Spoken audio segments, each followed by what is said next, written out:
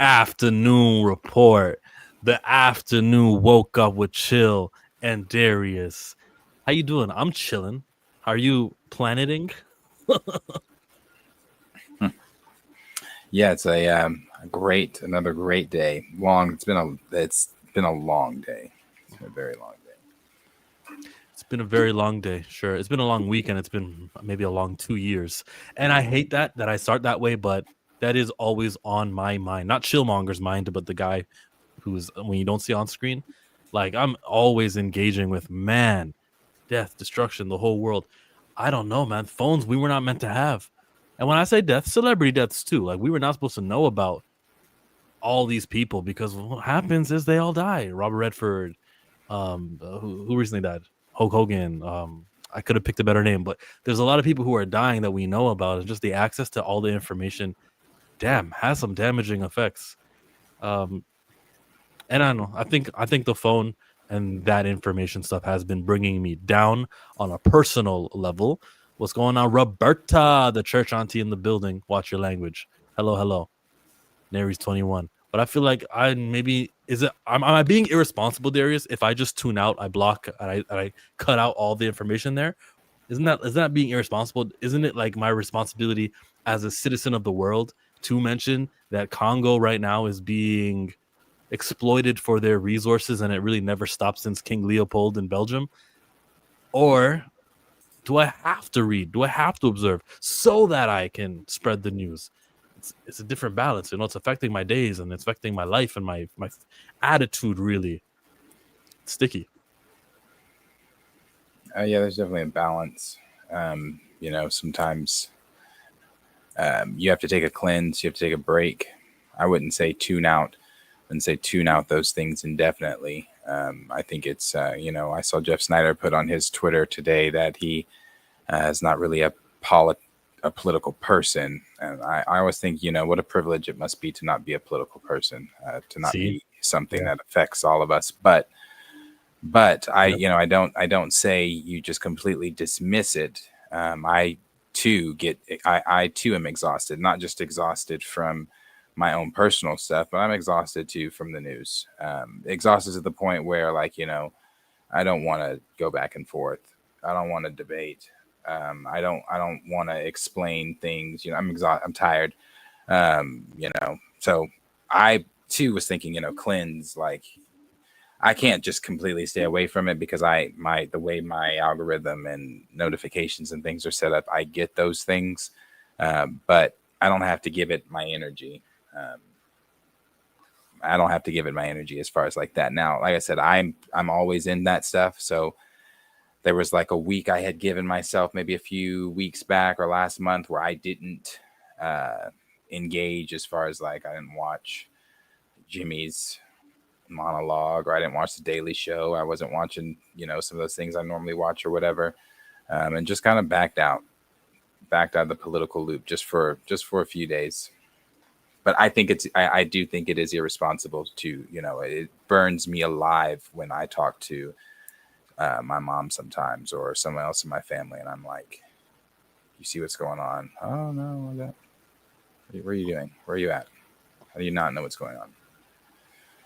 Things like that. It's just like, come That's on, the no. goal, though. That's why Trey Reed getting lynched is being underreported, so that the older generations are not really focused on that because they still rely on their news not from this little thing and the important influencers, but they're getting it from mainstream media who don't cover things. Like I said yesterday, 50 states, one Israel. All these politicians were like, "Oh, we're going to support Israel." CNN wasn't covering that. No one was going like, "Yo, what?" There seems to be some sort of conference in Israel involving American lawmakers. That wasn't making the news, and you can minimize the significance of certain things. Yeah, it's just, also just protecting your peace. Sometimes you have to protect your peace, and that involves, that's not just so much always, like protecting my peace from people around me. That is protecting your peace from the news around you and things Mhm. like that as well. Like I said, I can't completely ignore it. That's just the way my shit is set up. My stuff is set up. But I know whenever um, I need those days, which I'm thinking this is probably this weekend and some days, because this has been it's been a week. politically and been a week personally. So maybe let's lighten the mood. Here's my favorite, Jade and Jada. Okay, they're on Twitter, on Instagram. They're doing their little video. They're doing their thing, and this is gonna tie into the movies. Okay.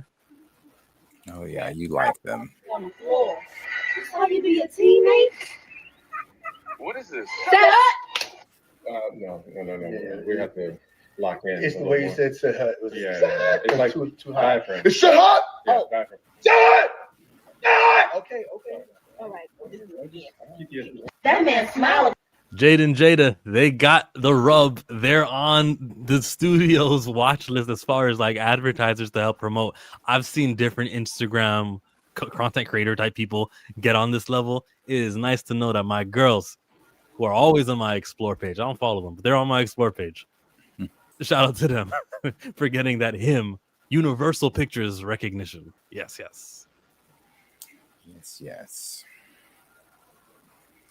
Does That's it make what you want to watch him anymore? Because I've been hearing hit and misses. Oh, I was never watching him, but no.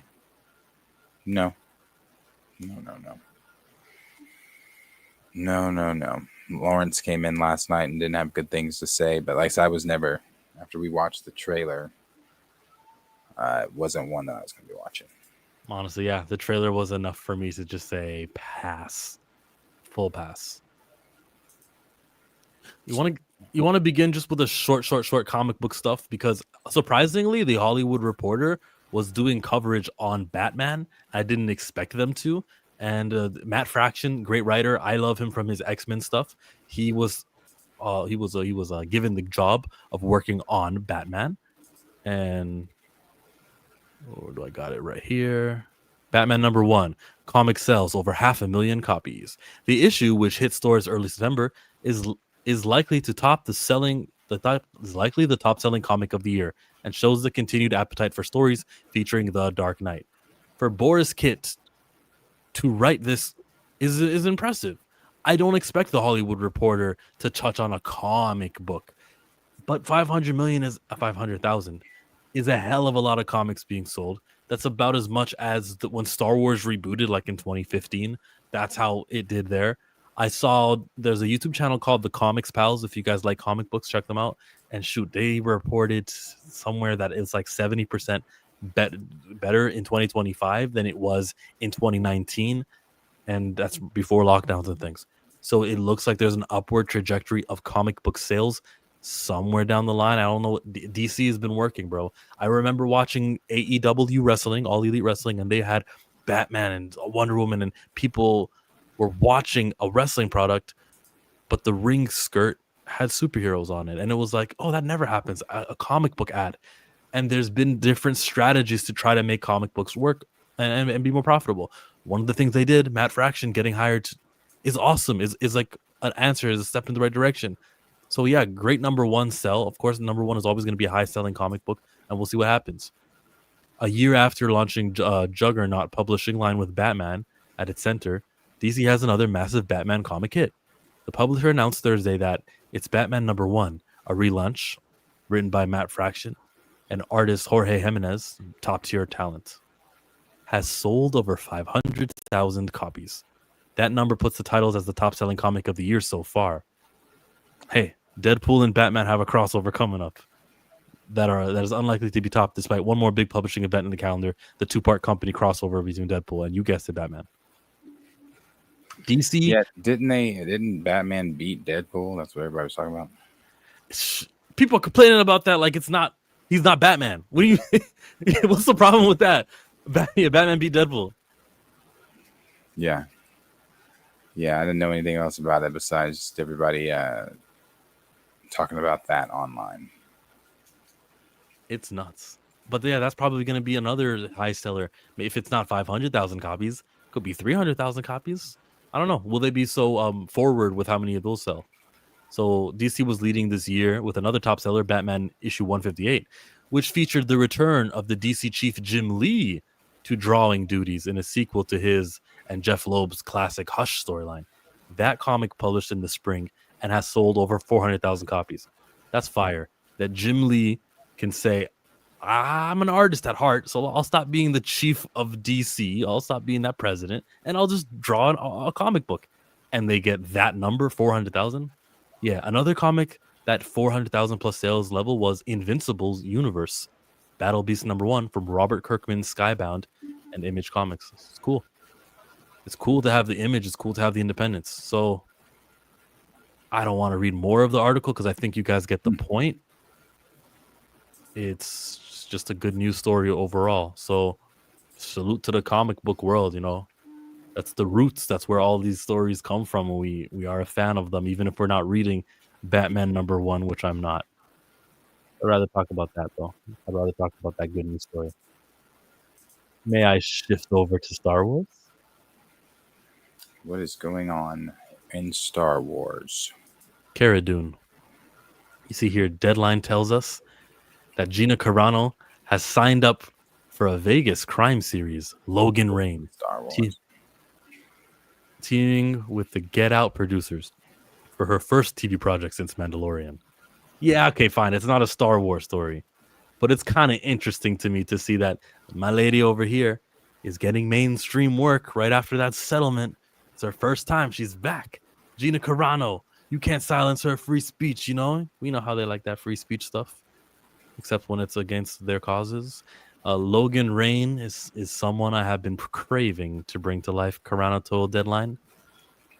I'm bringing every ounce of who I am as an actress and what I've learned in this industry to this role.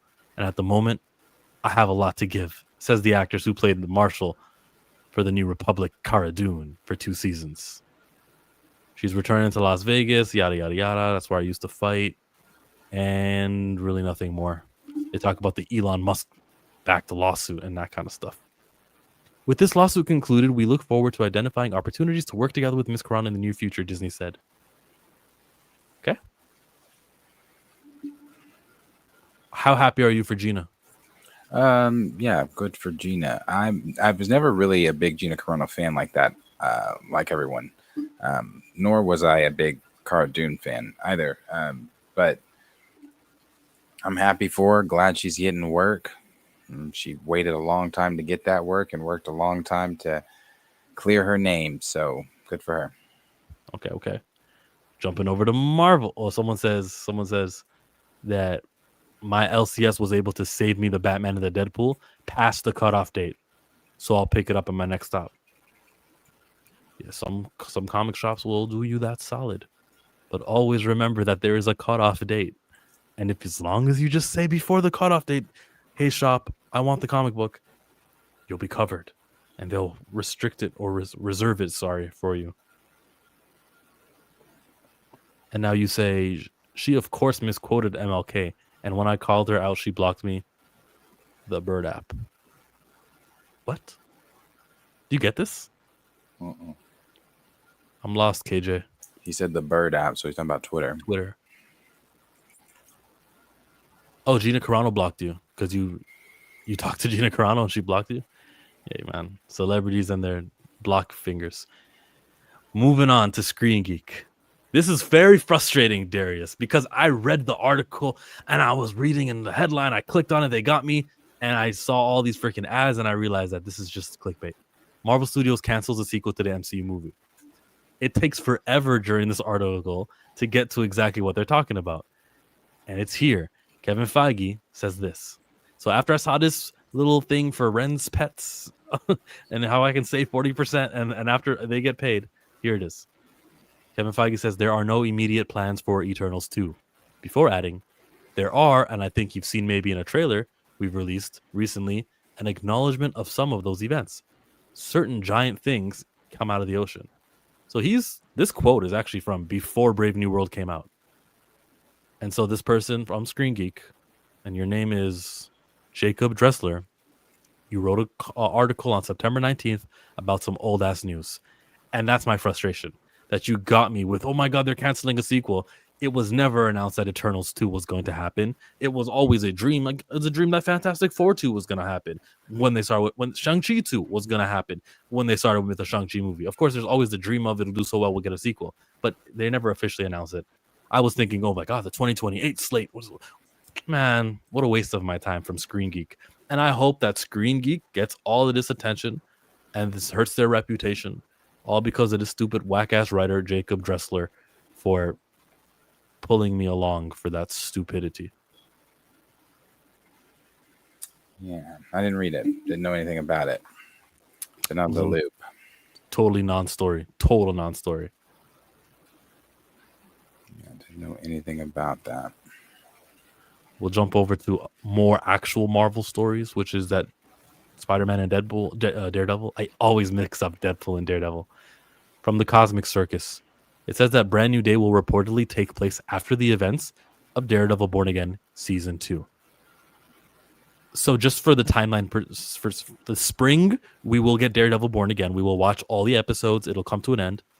And in July, we get to see the Spider-Man movie, right? So really no problems here with timelines. We don't have to think about anything special. Daredevil happens first. Spider-Man happens first. And that's the order they release. Yeah. Yeah. I mean, I don't know. I mean, the people that pay for some of these questions and then get these answers. It's beyond me. Even if that is true, because I don't know how Alex would know that, but even if that is true, I don't know. Do they mention that in No Way Home or No Way Home Brand New Day? Maybe Probably not. Maybe not. Is Daredevil in it? No.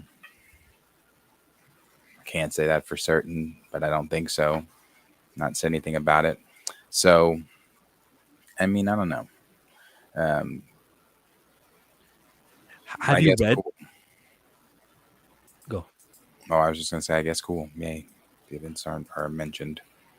Have you read everything here on the Q&A? Because that story probably was like not a big news story, and which would indicate that every other thing that's released in this Q&A is probably not a big news story. So have you read it? No, his Q&A. No, I haven't read one of the complete Q&As from Cosmic Circus in a while, and it's again just due to things that are being asked and the questions are the things that are and the questions are the answers to those things being asked. There was another one he did where it was shared by the same people. Who is it? The Cosmic Marvel or whatever that retweets a lot of the stuff, or and we'll put via Cosmic Circus. They put Cosmic News. The X-Men are going to be a heavy part of Doomsday via Cosmic Circus. Yeah, so it's like, so I don't know. I didn't read it, and I haven't read one in quite some time. We'll do it now, but not read every freaking word. I'll just try to be a very very, very, very, very slim reading person.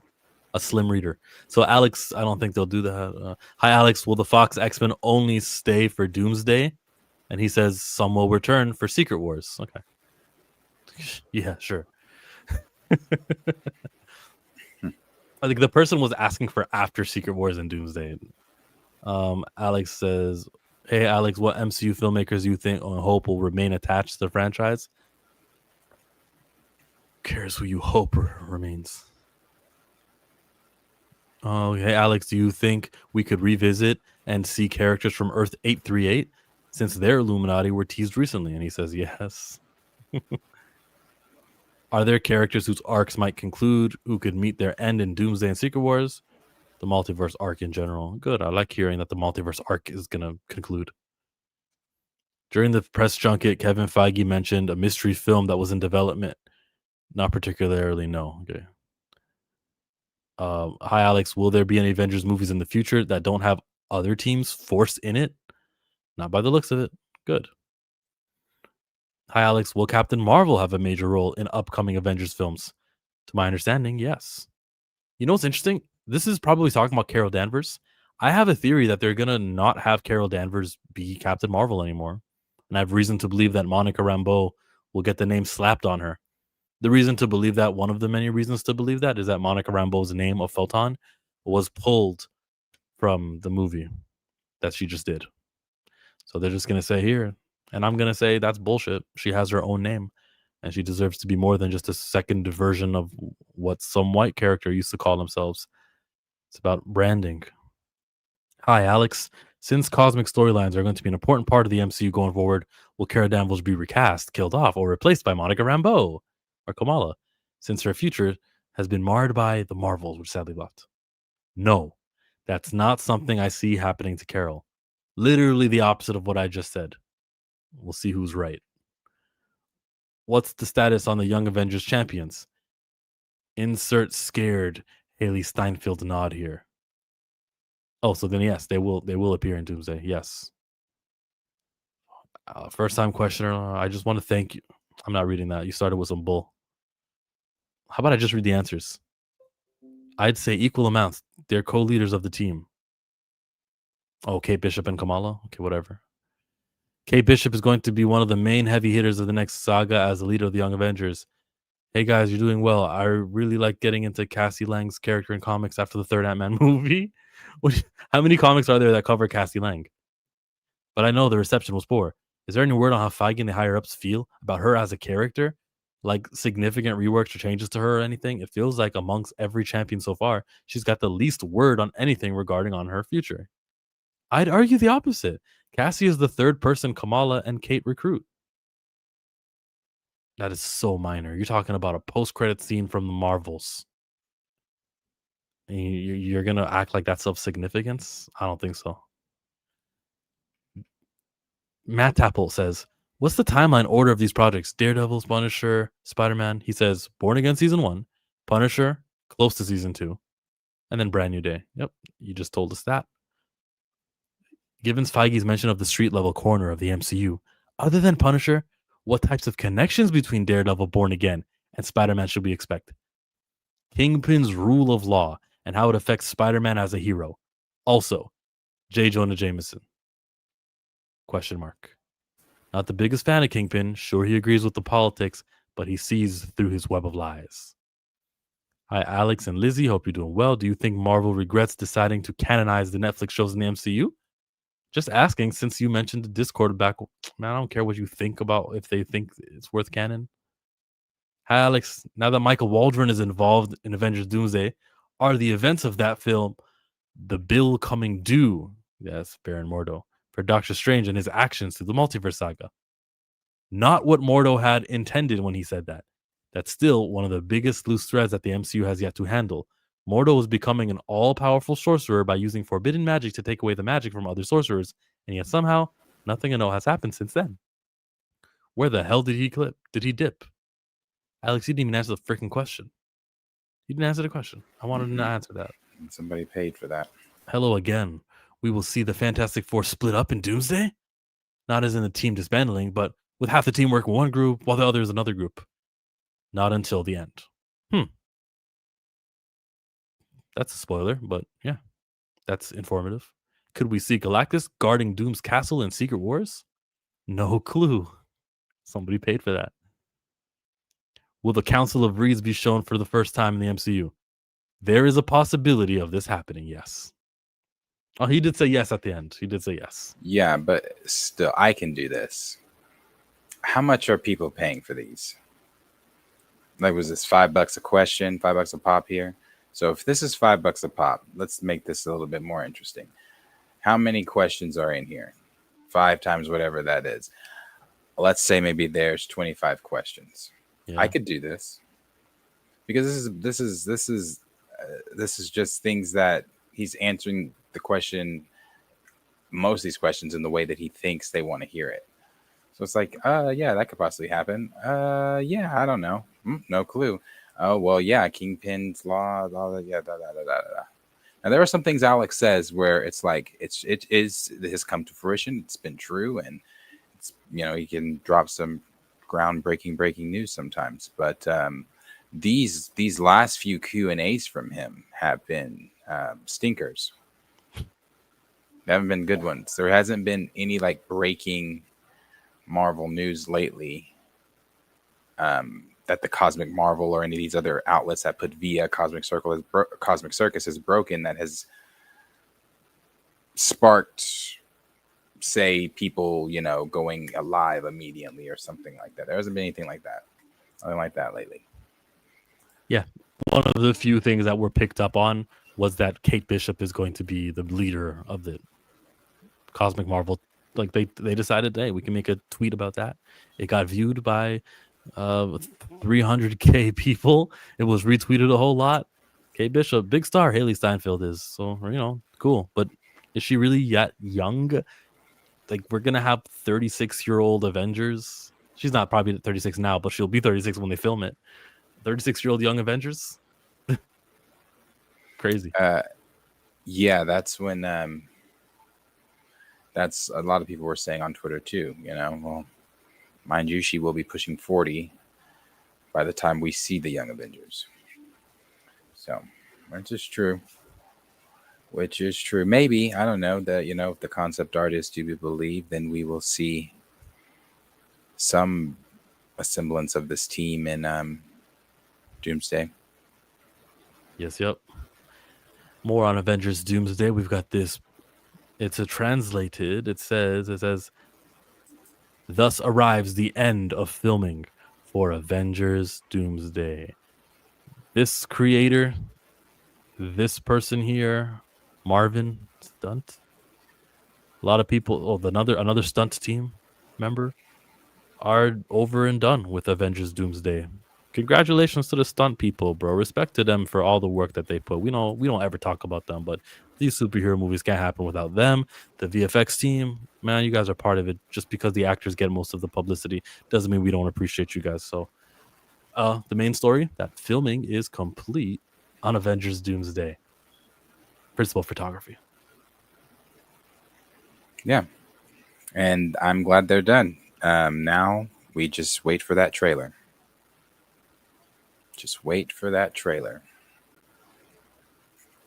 Cool set merch they got. They were getting things the whole time. They were getting gifts from RDJ and other things. Yeah, no, fun time for them. I'm sure now the work for the VX team gets real. That's why RDJ needed like 10 different trailers on his like compound, because some of them were holding the gifts for the crew. This guy had 10 trailers, probably more. Actually, now that I think of it, maybe it was 20. He had like 20 different trailers. Listen, the one I wake up to, and I got a toilet, and I can wash myself, and some clothing. That's one trailer. Everyone should have that one trailer who's working. Next trailer, maybe the games room, some activities and stuff like that. Lounge, I got a TV if I want it. That's another trailer right there. Justifiable. The third trailer RDJ has, well, it's for reading. He's got to study his lines, some mellow place that's going to help him for acting. This is the work trailer. I got my third trailer. I'm benefiting because I'm a millionaire who's got that pull. Give me 3 trailers. Maybe the fourth trailer is for food. Sure. I can have my chef be here, and if I ever need the food, I just go to my trailer with the food. And a fourth is just a kitchen trailer. Understood? Understood. He's got 4 trailers. He's covered.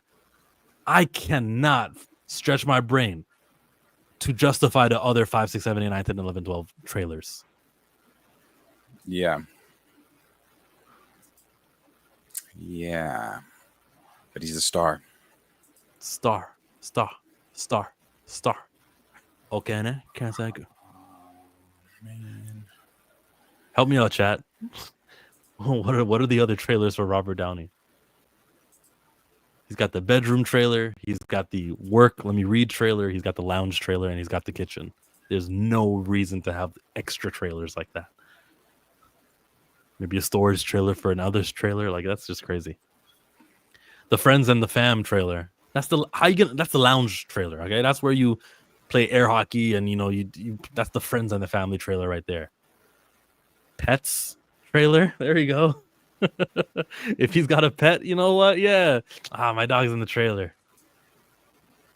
He said, how many people canceled Disney Plus? I don't know. I don't know the answer to that. It's not public knowledge, is it? They've got to wait for their quarterly earnings for them to report it to their shareholders for us to know exactly how.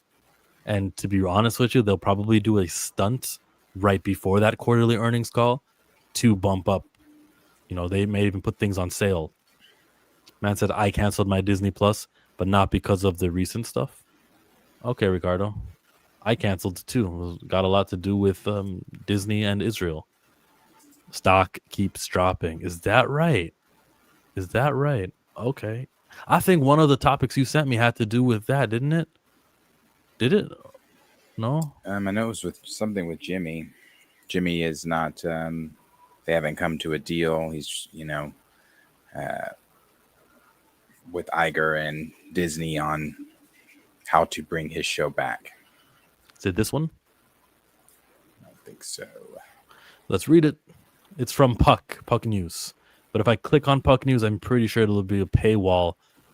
And yes, I'm right. I'm doing that on another tab, and there's a paywall, so we can't really read it there. Let's read the tweet. Discussing Film says that Disney and Jimmy Kimmel are disagreeing on how to bring back his show.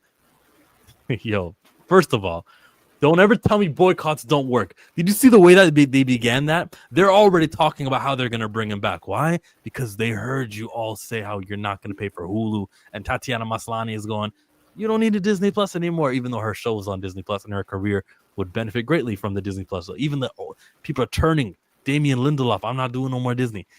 Don't say a boycott doesn't work, because it just happened on Wednesday that he was removed. And here we go on Friday, and I'm reading a tweet. I'm reading from Puck. I don't know that it's so much the boycotts. I wouldn't really attribute this to the boycotts. I would attribute this to what I said last night, but everybody will have their opinion. My opinion of it is this is affecting cis white men. It wasn't, nobody was up in arms when it was Black and brown people or marginalized groups that were losing freedom of speech or anything like that. But the minute it affects cis white men and their community and their space and their ability to have freedom of speech, it's now get the pitchforks, now cancel your subscriptions and things like that. Yeah. I still don't think it's the boycotts that did it. Jimmy Kimmel was going to get his job back regardless, I believe. From, like I said, the initial reports were Iger and the rest of them didn't initially want to pull him. The only reason they pulled him was for fear of backlash from the administration.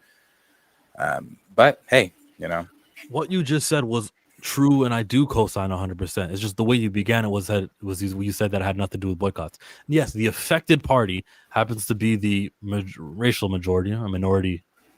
What do you call it when you're the minority but you're the largest group that's a minority? A plurality? Is that it? Anyways, white folk are being affected, which is why they're doing their boycotts and stuff right now. Yeah, when it was someone whose skin was darker or lower on the status, if I can say that correctly, yeah, sure, you're right. They weren't turning to the pitchforks, but now they have turned to their pitchforks, and their pitchforks are let's boycott. So yeah, I agree. So Kimmel wants to do his monologue where he clarifies his comments and emphasizes that he never believed the Charlie Kirk's killer was MAGA. He would have also fought back at Fox News, right-wing social media users, and others who believes dishonesty mischaracterized his comments to fan the flames of outrage. Yo, Jimmy Kimmel, yes! And then it says Disney reportedly thought that went too far and didn't help the situation. Bro, when you come back, you better not be what Jon Stewart was joking about the other day. You better be fully on your Jimmy Kimmel. You better insult everyone who's talking about censorship and literally was celebrating your censorship. You got to address those people on the right wing. Yes.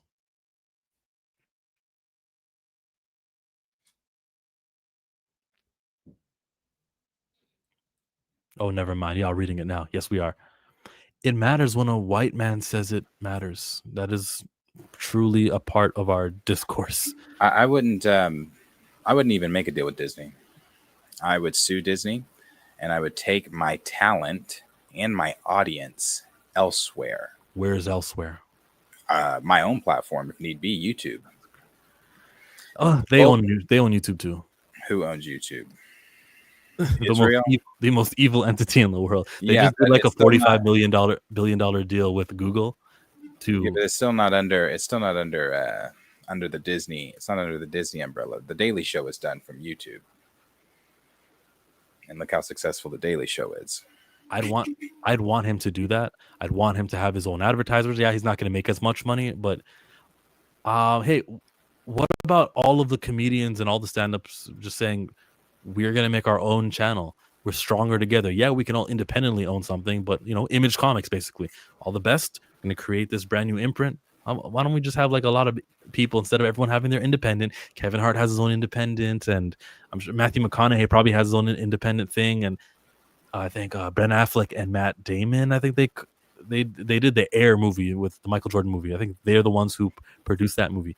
But everyone's got like an independent. What about all the actors just saying, "Bro, we don't need Netflix, Disney, Universal, Comcast. We don't need them to sign off on our things. Let's all just freaking unite and have our own. You can't cancel us. Let's team up." That would be much better. They could do that as well. They all did address it. Seth addressed it. John addressed it. Jimmy Fallon addressed it.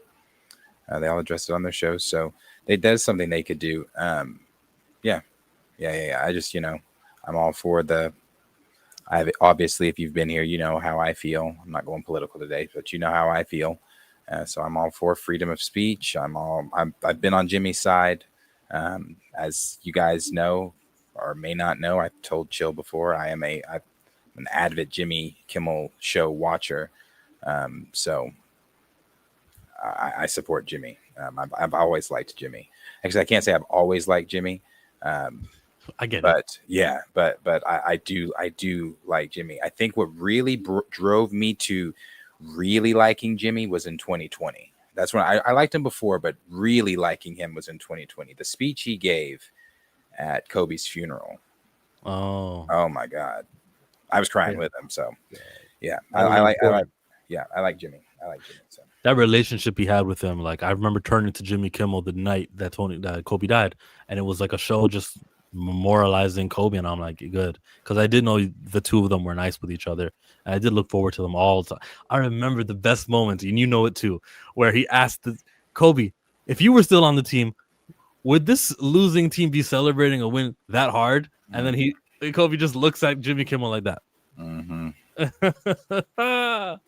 Love it. Yeah. So I stand behind Jimmy. Absolutely. I mean, this is a chance for Jimmy Kimmel to like really, really, really be a rogue, like what the comedians are supposed to represent, right? And not be a corporate, not be the guy the safe pick for the Oscars, like let us know who you are. He's had his moments though. I remember one time he was talking about the strike and the actor strike and how the directors, I think, made a deal with the studios before the actors did, and he's like, you guys sold us out. He said something like that on the Oscar stage. Jimmy's one of the ones that's kind of been outspoken though before. He's gone at Trump and others before Trump's presidency and things like that. He's kind of been outspoken like that. That's one kind of people. One of the stories, if you want to pull that one up, it's kind of in relation to this. Tatiana Maslany. People going at Tatiana Maslany and saying, "Oh, this is career suicide. Why would you do this?" Da, da, da, da.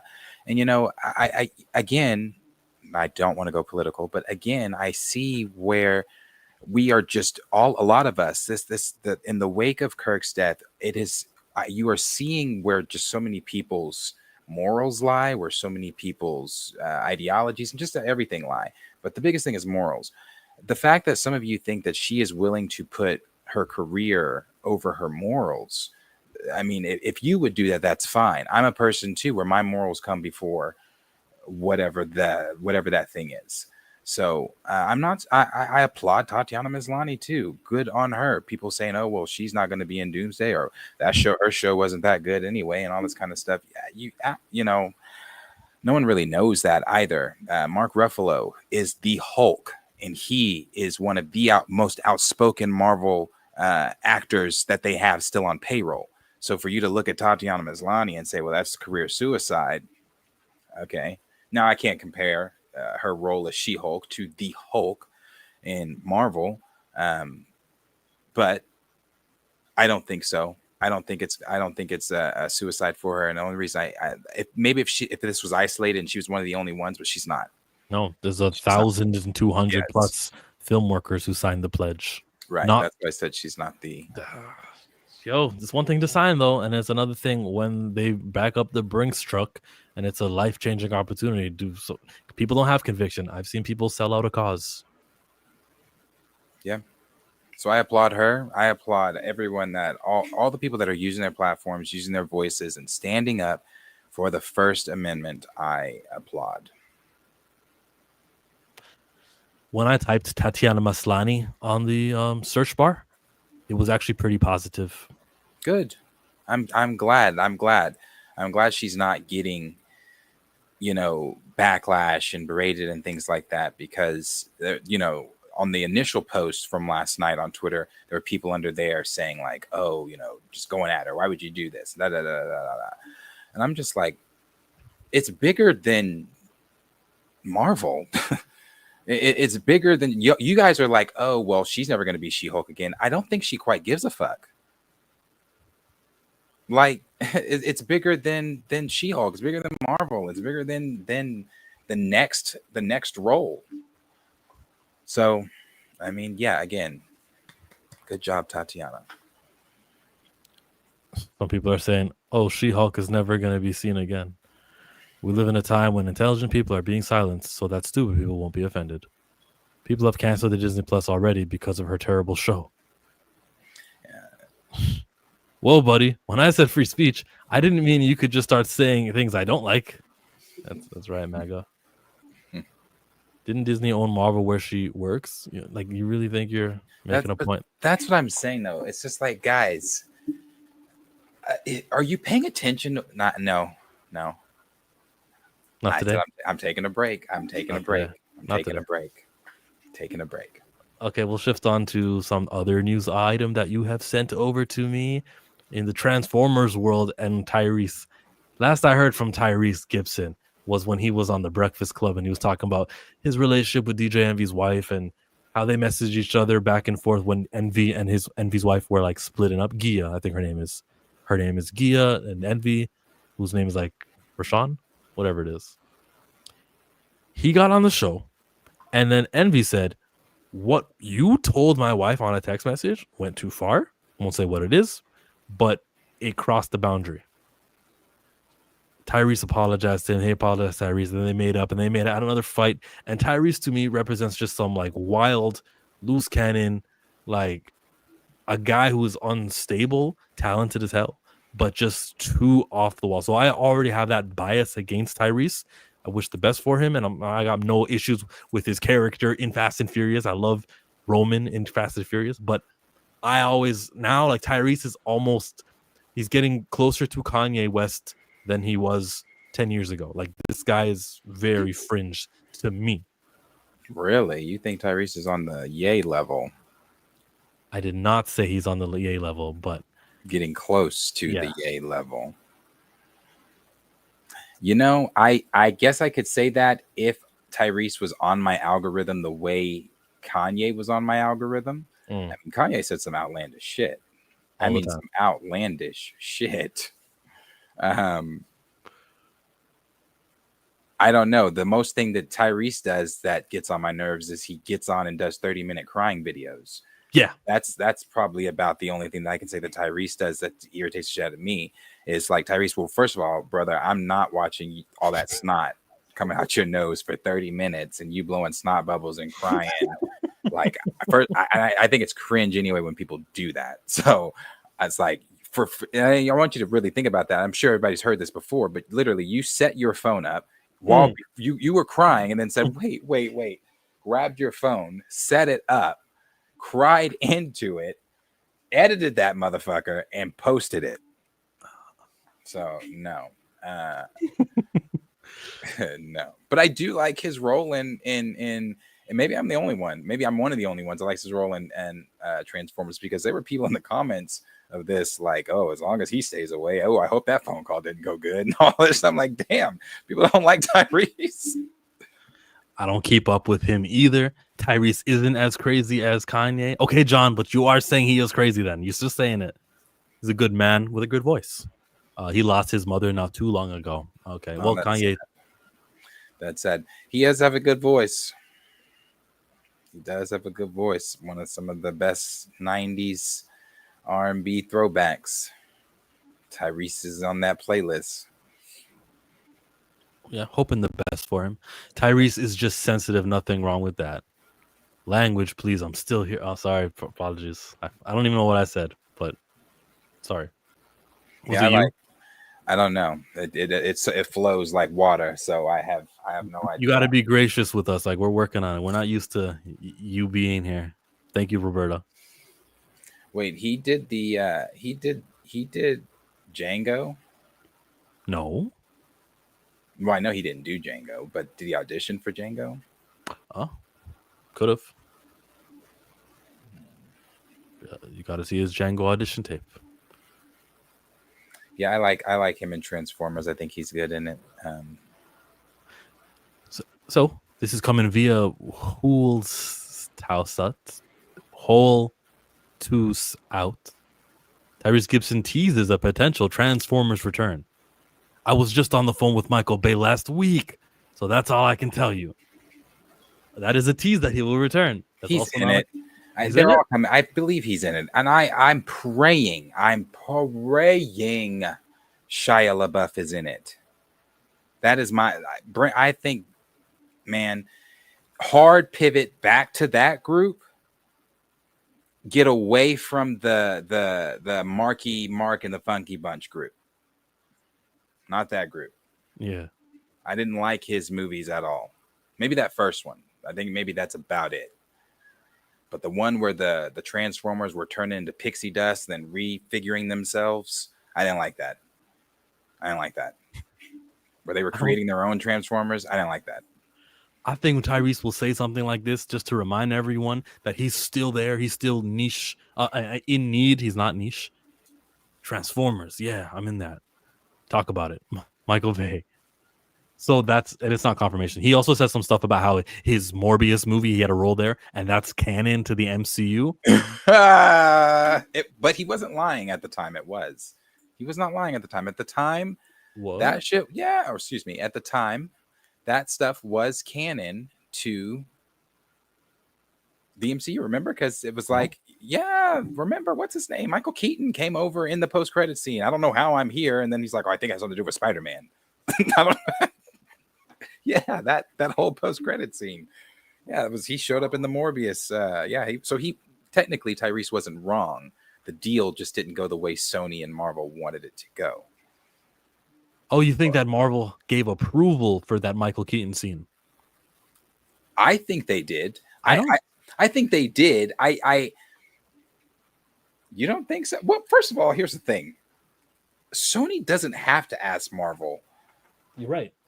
Hey, can we use our character? Yeah. They don't have to. So they probably. So you're right. Actually, now that I'm remembering all of that, I do not believe they did. I think Feige was just as surprised as we were, the audience. If I'm remembering that time correctly. So, no, it was canon.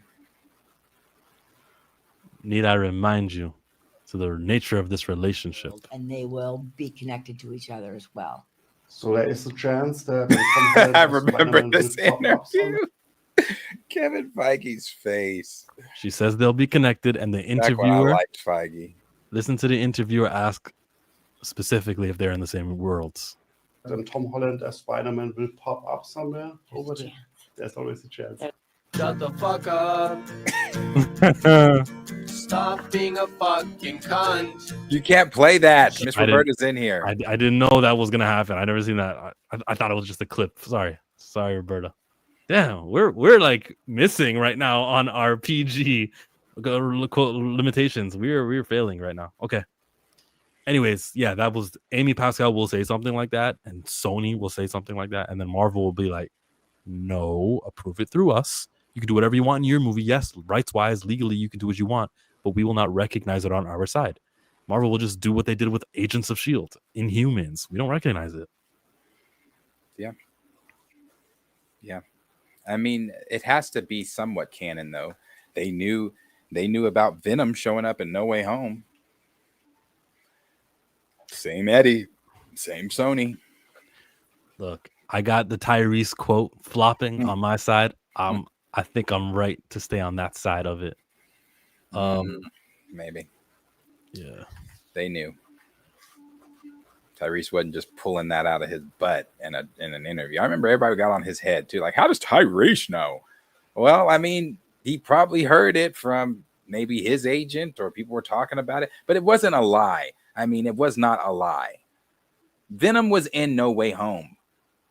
They got 3 Venom movies with the same Venom actor that showed up in Marvel's No Way Home. So yeah, it wasn't a lie. It was false without didn't being a lie. materialize. No, it just didn't materialize. That's It was all. untrue, No, but could had potential to be true. y'all not about to call Tyrese a liar. No. I would call him a liar if it was a lie, but it's not a lie. All right. So if he is not in Transformers, did he lie? Actually, I can't say he did because what was the quote? The quote was, I was just on the phone with Michael Bay last week, so that's all I can tell you. He didn't even say he was in Transformers, so he didn't lie. But he's in it. I think he's in it. So you got him in it. Yeah, Shia. I think you can leave Megan Fox, bring the Brit back. You don't leave Megan Fox, but bring Tyrese and Shia. She's part of the package. I like the Brit girl, the blonde head, the girl he was. Yeah, let's get it. How is he going to be with both of them? They'll just both be in it. I don't know. They can learn to work together. But wasn't he still with the blonde girl at the end of the movie? So let's just pretend and do some world building here, some pretend world building in the middle. Let's say they stayed together. They're still together. They're married even. Yes. Why would Megan Fox need to be here? Revenge. I'm I'm a Decepticon now. What's Tyrese's like big line, or what's the most memorable moment that he had? She has weird thumbs. Oh, she does. I'm a hand person. I don't think I've ever revealed that or talked about that. It's not like it's an embarrassing thing. I am a hand person. I look at hands. Like when people hand me money as an exchange from the store, I'm thoroughly examining your hand way before the exchange anyway. But I've examined her hands. She has weird thumbs. Don't comments. We're not about to go into a big discussion, deep dive on what I just said. Just leave it at that. No, I examine hands. I've examined her hands. She has weird thumbs. For that, she needs to stay out of the movie. I can't have a follow-up.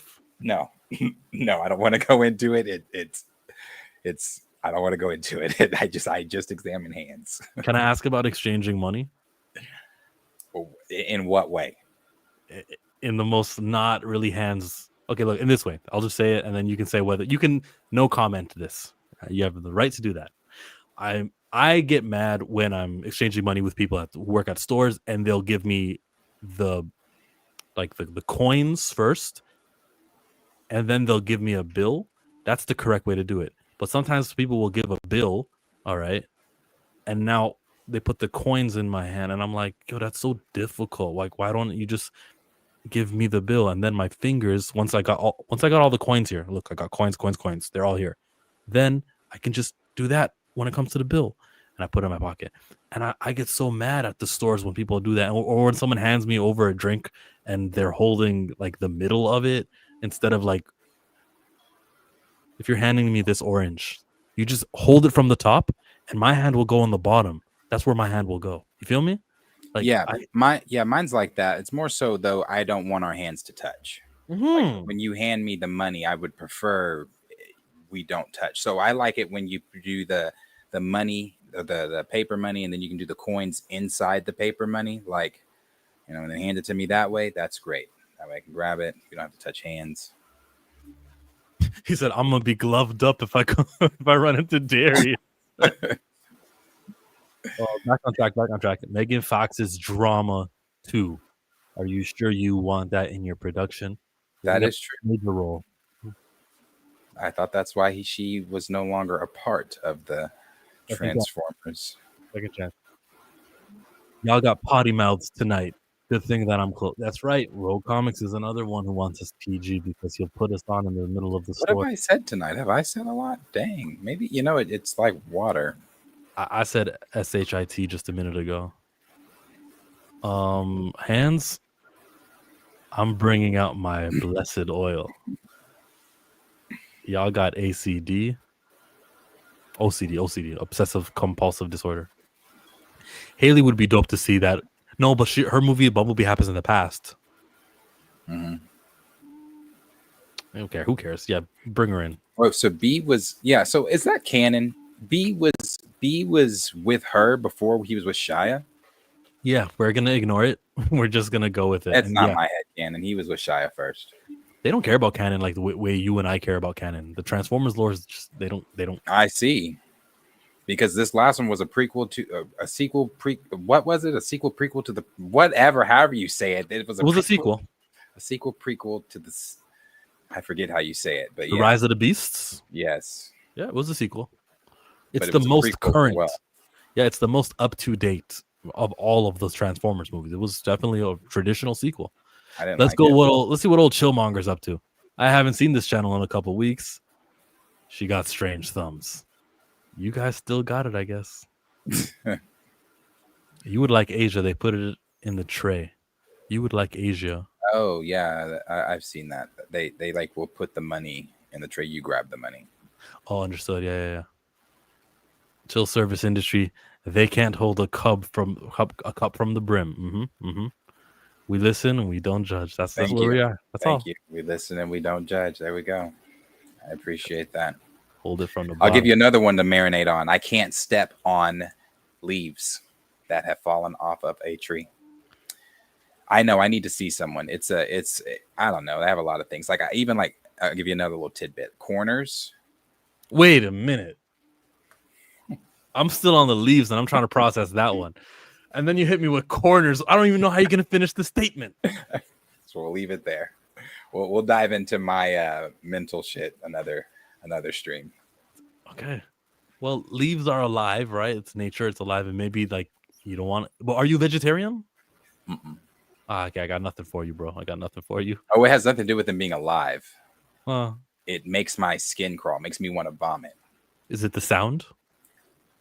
I really can't explain it. I the only thing I can tell you is I know it started when I was a kid. I got pushed in a pile of leaves, and that shit that stuff traumatized. Okay, no, that's valid. Yeah, that's nothing wrong with that. I don't like leaves, so I don't step on them. I avoid them. Like if you see me during fall, I'll try to like walk over and not step on them. Yeah, Of course.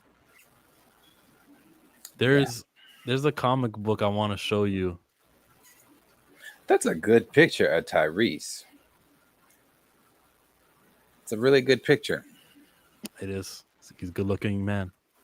I wasn't meaning like that, but that too. But the coloring, like the shading, everything. It's a really good picture.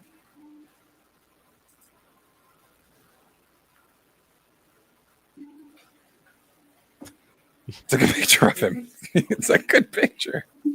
Absolutely. How you feel about this picture here of Optimus Prime on the right, Bumblebee to the left? It looks like the old poster we saw in 06. Darius is very smart. You don't know what's under those leaves? Dry fall leaves. Do you like them in your salad as lettuce? No. What do you mean? A leaf from the outside. Are we eating leaves? Are we eating leaves? I don't know. Is that like a creative way to talk about cannabis? I don't know what he means. No, I think he's literally talking about salads, but no. Super cool photo. You get some support there. Aglax says, I'm with you. R&B album cover. It is an R&B album cover. You take away the military and you put him in like a tank top, a wife beater. It is an R&B album cover, and it fits him. So yeah, there you go. It's a still shot, right, from what the movie role that he had. Yeah, where he's in the military, but not in the military in the third one because he retired. He had one of the best lines in the first one, though. Okay, sure. What was his best line? I want to hear it.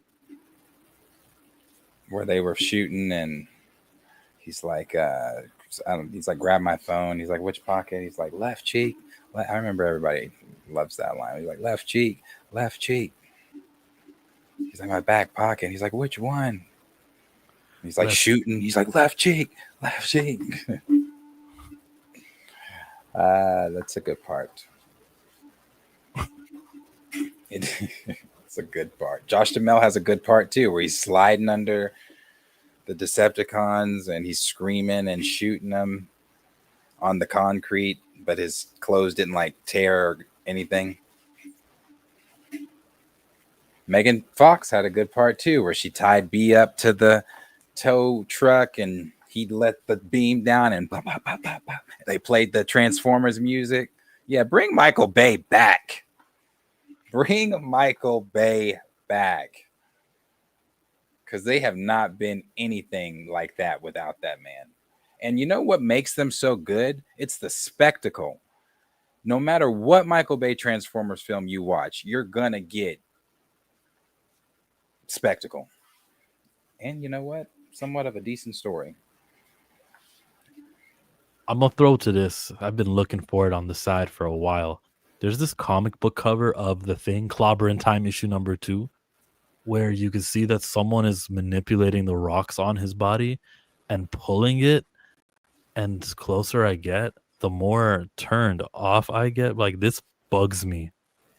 I don't know what the phobia is called. It starts with a T, but this yuck. All these circles yanking at his skin. It is. That's how I Yeah, feel when you skin look at under leaves. there. I thought he was all rock. This is canon according to this cover. I seen that a while back. Yup. Makes my skin crawl. It sure does.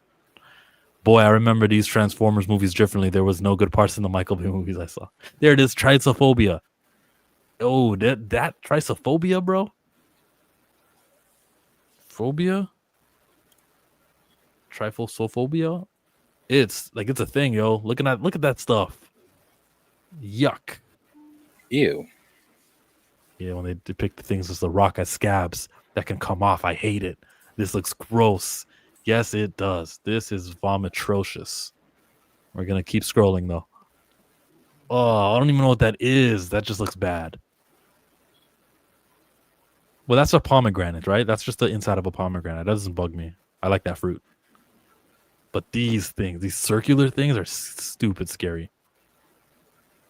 Honeycombs, I'm okay with. Oh, what's going on with the hand here? That's nasty. That, I don't know what that is. That just bothers me. It's like foam. Sea foam. Sea sponge. A sea sponge. This face that they got here, if I can enlarge it, yuck. Yuck. Yeah, they gotta make a movie villain that looks like that. Like, Voldemort's bad and everything, right? But you imagine you're watching a fantasy show and you see a character like this and he's saying, "Come closer, I can't hear you." That would terrify me. Greek mythology. Trypophobia. All right. Greek mythology. You guys, yeah, it's bad. It's bad. Tyrux looks like a transformer with that big ass. I love Josh. I'm not sure. Josh Trank from Fantastic Four. I don't know. Some pretty gnarly art where the thing's rocks are coming off in Slot's run when he was fighting the Hulk. Okay. I remember that fight. And it was like unfortunate because the Hulk and the Thing fight each other all the time. But when the Thing was recovering, like, that was supposed to be his week where he got to be Ben Grimm. Like, he was supposed to actually transform his body back into Ben, and it's one of the few times he has it. But the Hulk fight caused. Yeah, Tyrese is a Dometron. Make two faces like that. Josh from Transformers. Okay, Josh from Transformers. Josh Duhamel. Understood. Hey, we got more Transformers talk than I thought we could. Did you watch the animated movie Transformers 1? No. No, I did not. I saw the trailer for it. I think I saw the trailer for it ahead of brand new or Brave New Crap. Was it Brave New Crap? I saw that before. I think it was. Were there trailers before Brave New Crap? No, there was no Marvel. I don't remember. I remember I saw the trailer before one of the Marvel movies. No, I saw the trailer before Hear No Evil, Speak No Evil with Malkovich, James Malkovich, Malcovoy. No, didn't look good. Didn't look good. Mm-hmm. Once Bay had Bumblebee pee on John Tortura, I knew these Transformers movies were not for me. Oh, you didn't like it? I liked that. I think you got to turn your brain off for some of these and then not give it like a standard to enjoy it if you want to enjoy it. Yeah. Yeah. So James is talking Batman. let's see. James Gunn. I'll jump into that in a second. I just want to read these super chats. Homeboy, man up. I'm a real get money, baller, stand up. You see it with the kid. You know what it is. One of them days, that's getting a sequel. If Warner Brothers must be sold, I hope Apple makes an offer. Let me see that. Okay, that's sort of one of the topics today, and it's on the title. We just haven't gotten there yet until now. If Warner Brothers sells to whoever they sell to, Apple, Netflix, Amazon, all these options, why does it matter who owns Warner Brothers? I don't get it. What like is Batman not going to be a Batmaning if the right before the movie starts you see a different logo? Netflix presents. Are you trying to say if Netflix gets it, they won't put it in the movie theater? They're going to make it streaming? That's a theory. I don't think so. You are busy. So that's just the question that I want to ask. And the Puck News were the ones who did break that there is a bidding war that is involving Netflix when it comes to purchasing Warner Brothers. Here it is. Netflix is reportedly exploring a potential bid to acquire Warner Brothers. They're exploring a potential bid. The guys who are in the game to acquire Warner Brothers is Paramount, aka Skydance, the Ellison family. Okay. They say that Ellison has more money than Elon Musk. I'm not going to say richest man in the world. He's not a Rothschild. I think that's crazy. But it's acquisition that's happening. He's buddying up with the president and he's going to get it approved. I don't see it going to anyone else. Not Netflix, not Apple. Morally, I've got a problem with Apple. Morally, I've got a problem with all these companies. When Apple starts not using child labor, or when they stop using Rwanda as the escape, that's the country. Here's the thing about Rwanda, guys. It's next to Congo. It's next to the Democratic Republic of Congo, where all the coltan and some of these resources that are needed to make phones are from.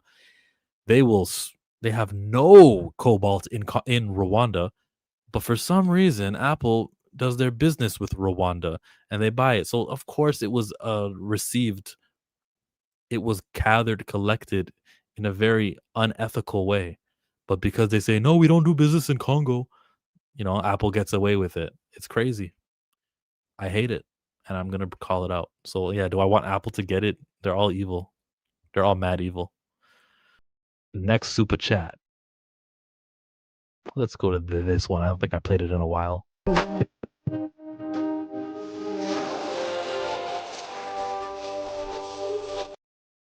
Everywhere that I go, it's a light show. I'm surrounded. I'm Two Flazes. Have you both seen the Temptations movie from 1998? I saw Fighting Temptations with Beyonce. Yes. Yes. Let me see. It's a mini series. It's a drama, one season. Yeah, but is that the right? Yeah, that's the one. They did a newer one.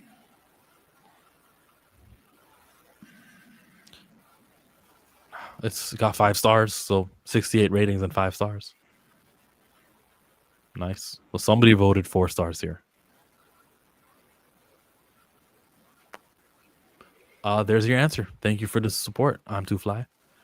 And then we got the $10 super chats. Clickety clank, clickety clank. The money goes into my piggy bank. Respect coming over from Lawrence A with the super sticker. With Thank the you, support. Lawrence. Man, you're so and he did it again.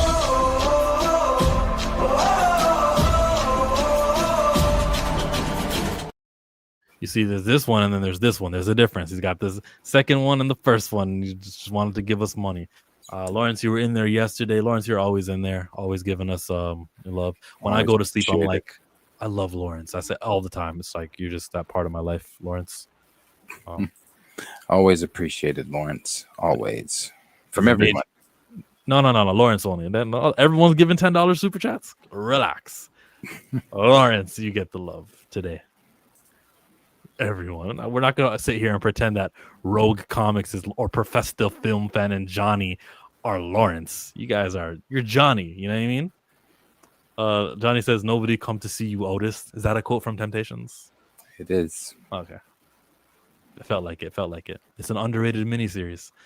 Netflix is getting it. They need a pathway into the theatrical sphere. WB gives them that path. He said, just don't spend it on Disney Plus. Shaking my head. I promise. I'll spend it somewhere nice. I'll take a picture. I'll go to Lawrence Avenue, take a photo of me supporting some independent business on Lawrence Avenue, and you'll see. You guys have any streets named Lawrence in the OKC region? I don't know. Probably.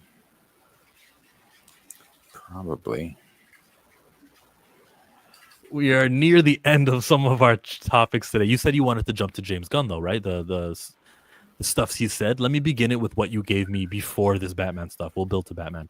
The first thing is that this says that James Gunn reveals terrible advice he received when developing Guardians. I was told no one would like the soundtrack and I should change it to Britney Spears like 90s songs. Who told you that? I want to hold that person's feet to the fire. The soundtrack was very pivotal. You can go to the theme park right now at Disney World and they'll have a Guardians little setup thing and they will feature the soundtrack. It's so important to the identity of those movies. Yeah, for sure. For sure. James gave what is quite possibly the best, one of the best. I put it up there as one of the best. I know people like to argue that. Trilogies in oh yeah, yeah, of course. Oh, ever one of the best trilogies ever. Yeah, he did a really good job on that, and that's from the casting to the soundtrack to the script, stories. I like the second one. I really like the second movie. I know a lot of people don't. I'm not a big fan of the third act, but I really like the second movie. Everything up until that final battle. So. And I think it's great. Yes. More. Now he's talking about the Peacemaker show. And I haven't seen the 5th episode yet. I should, but I haven't seen it yet. I want to make sure that people can pick up and watch something without having to see something before it. Yeah. So that said, episode 8 is important to Man of Tomorrow as anything. So okay. Interesting. Yeah. Interesting. I want to make. Doesn't the second part just kind of like negate the first part? I want to make sure no one understands. No, you don't got to do homework type shit. Sorry for my language, Roberto. I'm so sorry. But I want people to not focus on the past. You got to have their own independent, standalone stuff. And then he hits us up with Man of Tomorrow is going to be really important. That's why you got to see season 2's finale. That's the nature of a cinematic universe, James Gunn. Just get on my team. Where we got to watch everything and it's all required viewing. They're all attached, and that's the strength of the DCU. Unlike Marvel, who want to shame you because you saw some movie in 2015 and it's going to be relevant in 2025. We over here, we support the same way We support our old movies the same way Dramax supports us, the same way Diddy supports Cassie.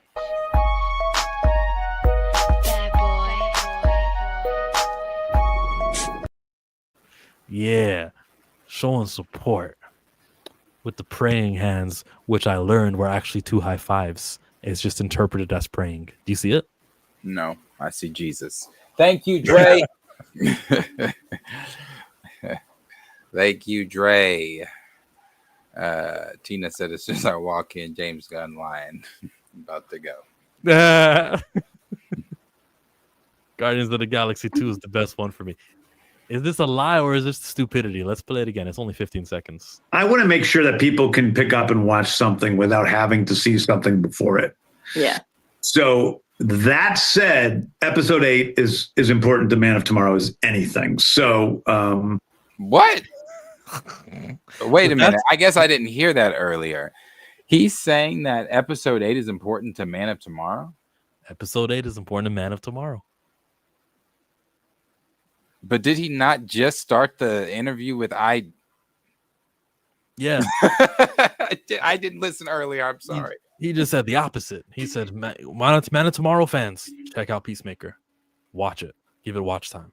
Show up. It's funny. He's funny. James is a funny guy. James is a funny guy. He said, I don't want audiences to have to pick up and watch one thing to understand the next thing. With that said, episode 8 is extremely important to Man of Tomorrow. I think Stammen is right to say that they're not mutually exclusive, but the message behind both of those, well, in the same 15 seconds, the message behind both of those are opposite, though. But yes, you can still say the first thing without saying the second thing, without it contradictory. I just don't want to hear it. I just don't want to hear it. Hello, NYC. The anti-MCU, LOL. Then again, it's Gunn, so I'm taking that with a grain of salt. Yeah, that is true. You got to do that. I mean, he's talking about Batman. He's talking about... I sent some new things in the DM from him. He's talking about the script and where the script currently is. I thought, again, that's why you got to take it with a grain of salt. Didn't just not too long ago he said they didn't have anything on Brave and the Bold as of right now? But now in this YouTube video, he says the script isn't done. I mean, we've got somebody writing a script. I think it's really good. There's nothing wrong with him saying that because the movie is years out. It's just that you said that you wouldn't do a movie without a script. So you announced Batman Brave and the Bold without a script, which is something you said you wouldn't do. That is true, too. He also said that, though, with the projector from that closet. What did... and if he's serious about Batman showing up in Clayface...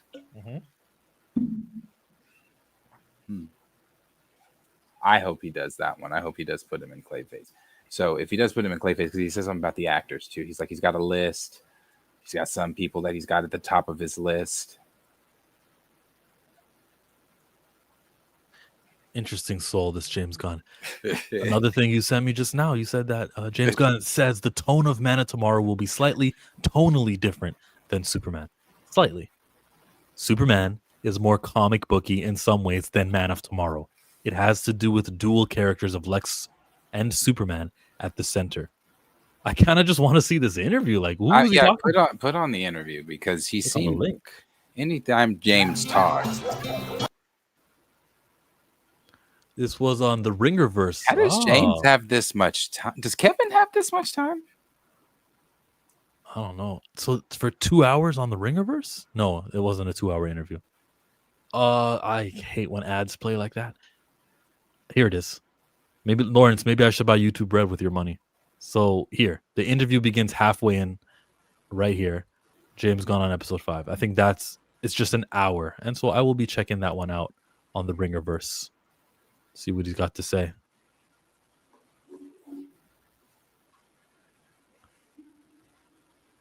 Not now. There's a lot of time.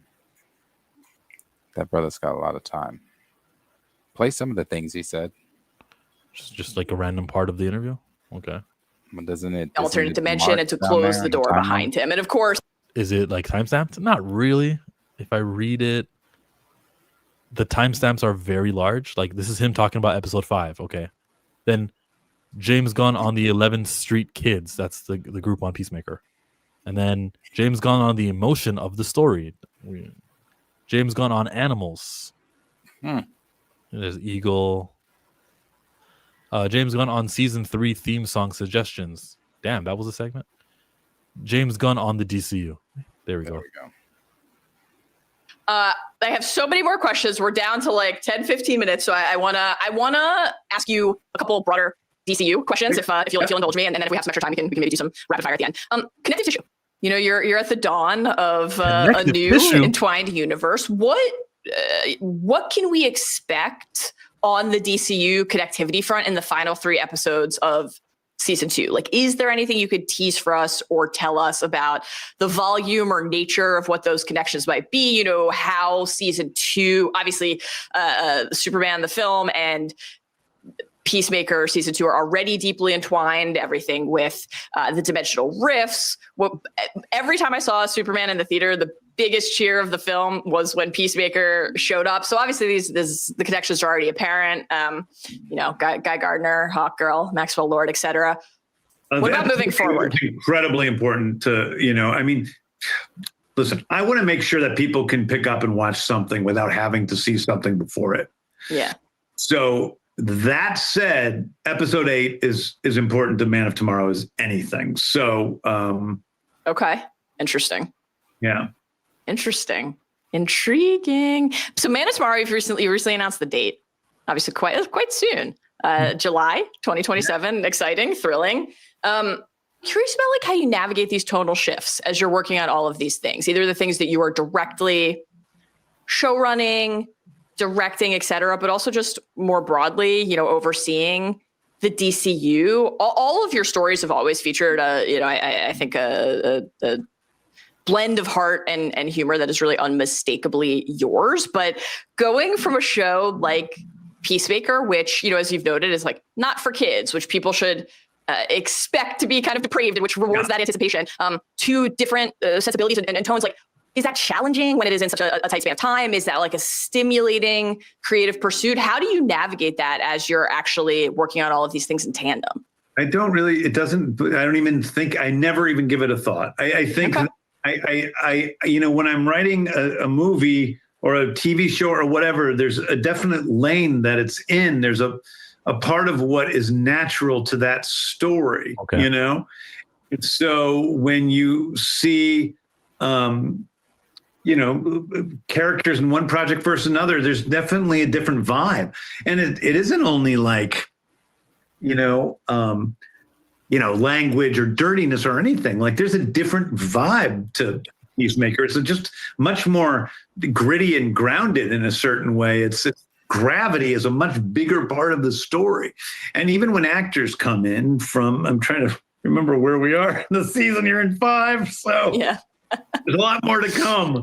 Hey, he's talking about Superman or Blue Beetle. He's talking about something that we're not supposed to know about. Yeah. But, you know, when we see characters that are in both worlds, you know, instantly I notice that there's a shift in the performances, like rounded thing in Peacemaker. And there's something more glorious in a Superman. But even between... He just slipped. You are talking about Superman appearing on Peacemaker. Projects, I don't think that the story in Man of Tomorrow is slightly tonally different from Superman. They aren't that same. It's Superman's more comic booky in some ways than Man of Tomorrow, and it has to do with the dual characters of Lex and Superman at the center of Man of Tomorrow, and other things. But you know, I think even in the Guardians movies, if you look at them, they are slightly different from movie to movie, and I think that's part of the fun of everything for me. You know, I always loved when I was so excited when Aliens and Predator got to team up, you know, because they were totally different types of movies. Alien, a big goofy comic book movie. And I don't really care about that part. He's linking things, but you don't have to really watch it to watch something else in the DCU. It's so easy to get what he's doing. I get it, Mr. Moody. I do. I get what he's doing, but I don't know why sometimes people in the chat or whatever on Twitter pretend like James hasn't contradicted James, who contradicted the James from last week. I get what he's doing. It's just not in line with some of the things he said he was going to do or said he was not going to do. I get what he's doing. Yeah. Another timestamp says James Gunn on Lex Luthor, but then this one says James Gunn on Batman. Let's see. Yeah. Your podcast that goes up after every episode. I would say that there are corners of the internet who are paying close attention to any comment you make that might be perceived as a clue on the scouting and casting front. Is that something that people should be doing at this moment in time? If you say you're watching something. I mean, do I have ideas about actors to play Batman? Absolutely, I do. I have guys I like. I have guys that are at the top of the list for me, just like I had people that were at the top of the list for Superman. But let me tell you something. Those aren't the people they aren't David Cornsweet. Right. So they didn't get the job. So right. People can guess, and maybe they'll be right about certain things. I don't know. I don't know what you're talking about specifically. But that doesn't mean that's going to be, I mean. Right. Okay. It's totally up in the air. I mean, early days. Yes. We'd have to screen test. We'd have to do the whole thing. It's unlikely that I'm going to hire someone that's like, oh, it's, whatever. It's Sylvester Stallone as Batman. We're just hiring him. He's not going to, audition. I'm saying I'm making up a huge star that doesn't audition. It's unlikely that Batman's going to be one of those guys, but it's possible. It is possible. I know like one actor in particular who is, pretty big star that wants to be Batman. We've talked about it, but I don't think, but I'm not sure that's the case. Right. Okay. Intriguing. Pay attention. Watch this space. Watch this space. Such a terrible answer, but it's an honest answer. That's the truth, bro. It's like it's of course an honest answer. No. Rewind that. It's an honest answer. It's the truth, probably. I think that's what I just heard him say. I'm gonna go back 5 seconds. Most of y'all in the chat only go at Kevin Feige the way you go at Kevin Feige because Kevin Feige has pissed you off with the way the MCU is going. But we're not going to sit here and pretend like Kevin Feige is not still in the category of one of the greatest producers of all time. He still gave the Infinity Saga that still is widely talked about and one of the most grossed films of all time. You can feel the way you want to feel about Kevin Feige, and that's fine. I feel the way I feel about Kevin Feige as well. I'm not coming to the man's defense, but when we make these comparisons to him and James Gunn, please stop. Like you said, they are two different people. Kevin Feige does the same thing. It's just that we don't see it as frequently. Feige almost never gives a straight answer to anything. He's an expert on he's an expert in circumlocution. Is that like insulting? Like, I feel like that is an act. Circumlocution. Okay. James can and should do whatever he feels like. He owes people not a fuddamucking thing. He doesn't. He owes nobody anything at all. But like I said, we be going at Kevin Feige sometimes, and rightfully so. I'm not defending the man. But y'all be talking about Kevin Feige as if Kevin Feige didn't deliver the Infinity Saga. See, circumlocution. I was thinking something else. Like sometimes people will use the word fellatio instead of the act. And I'm like, is that related to something in that realm? So anyways, I rewinded 5 seconds and I want to hear him say, I'm being honest. Possibly. I think let's read it. Let's play it one more time. Terrible answer, but it's an honest answer. That's the truth, bro. It's like you heard that, right? You guys heard that. That's the truth, probably. Anyway, so look, it doesn't look like he has cast the Batman actor, or he wants us to believe he hasn't decided who the Batman actor will be. That's the official status. I don't care. We left school years ago. Chill. Get away from all that. I don't care who the Batman actor is and isn't. Sure, like you're going to audition. I support whoever you want to choose, who's going to be right for the role. You know how to make a good movie, James? I don't know. It does. The Batman speculation and actor stuff, it's fun, but it's really not that consequential. He's gonna go with the Batman he wants. What's consequential is, will Battinson be in the DCU? You know, we done with James? I think is that it? Is that all the links on him? No, there's more interview. Of course. Oh, you said the links? interview. I said, is that all the links? Yeah, it is all. Yeah, if that's all the links, then who's next? Oh, you sent me something about Toys R Us, which is a company that went bankrupt in your country, but not mine. That's right. You do still have Toys R Us.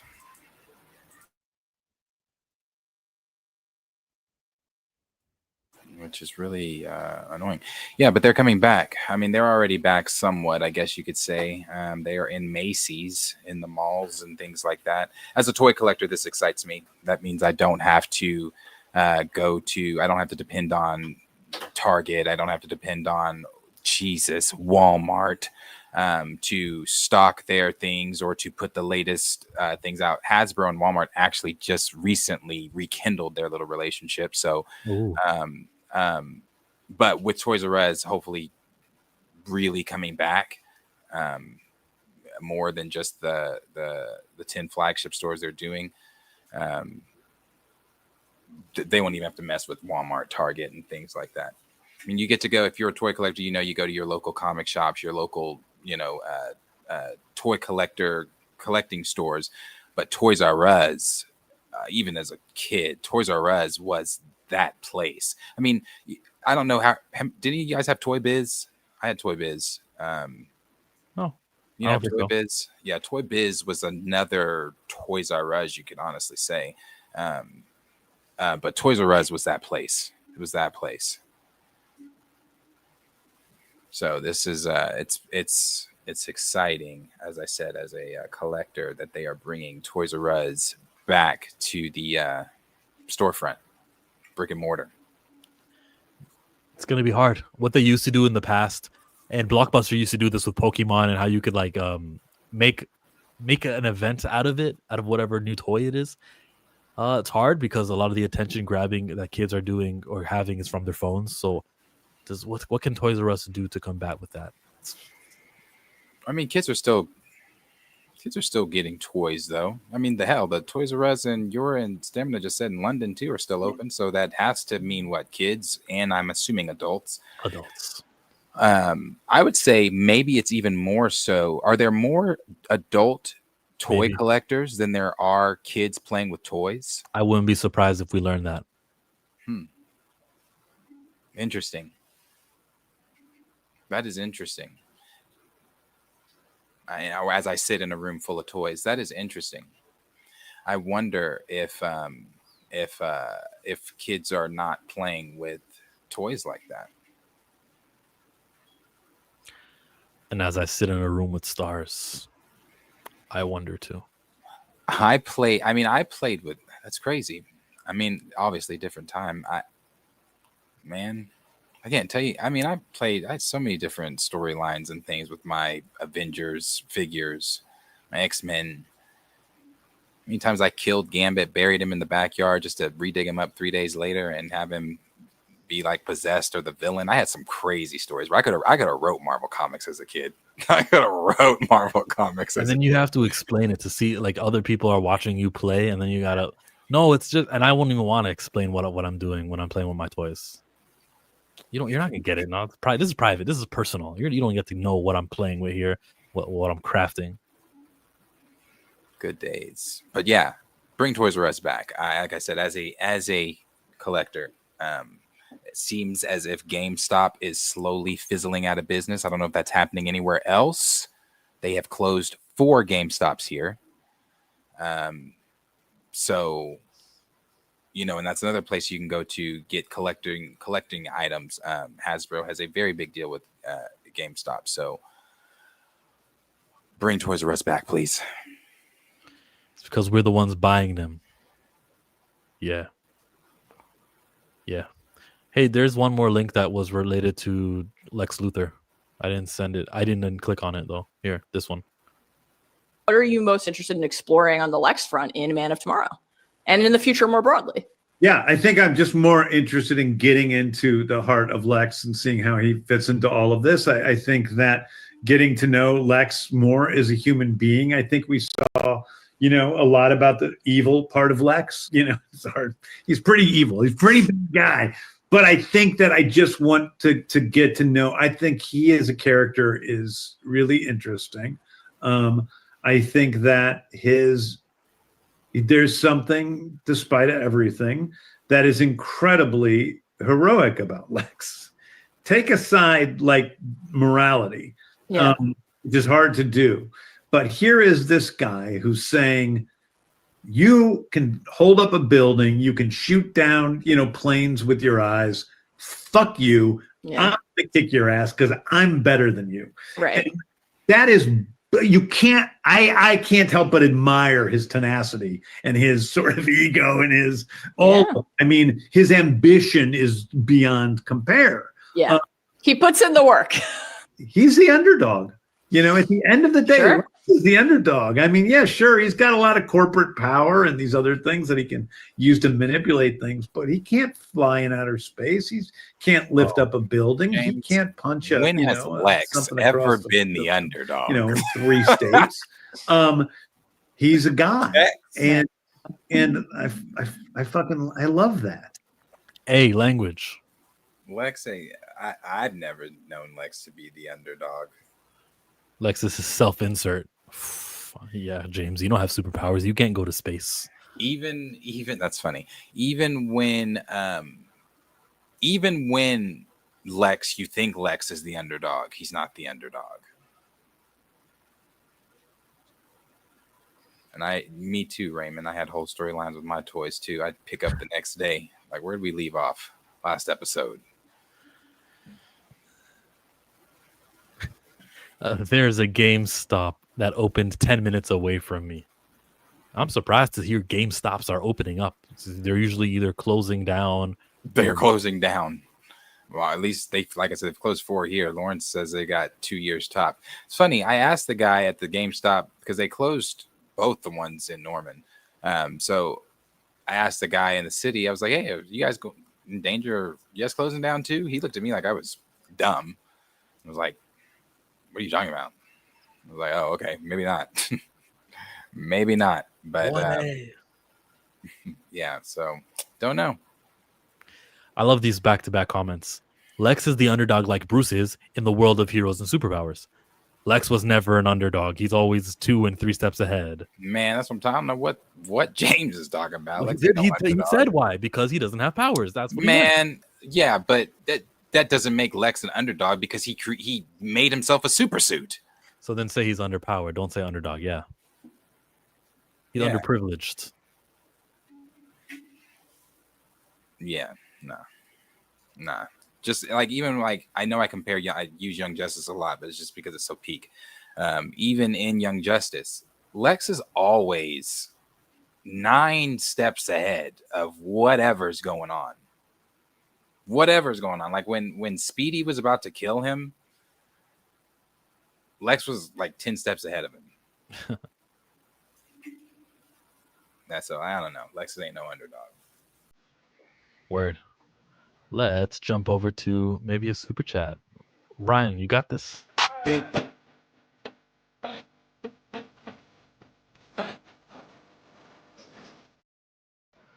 From I'm Too Fly.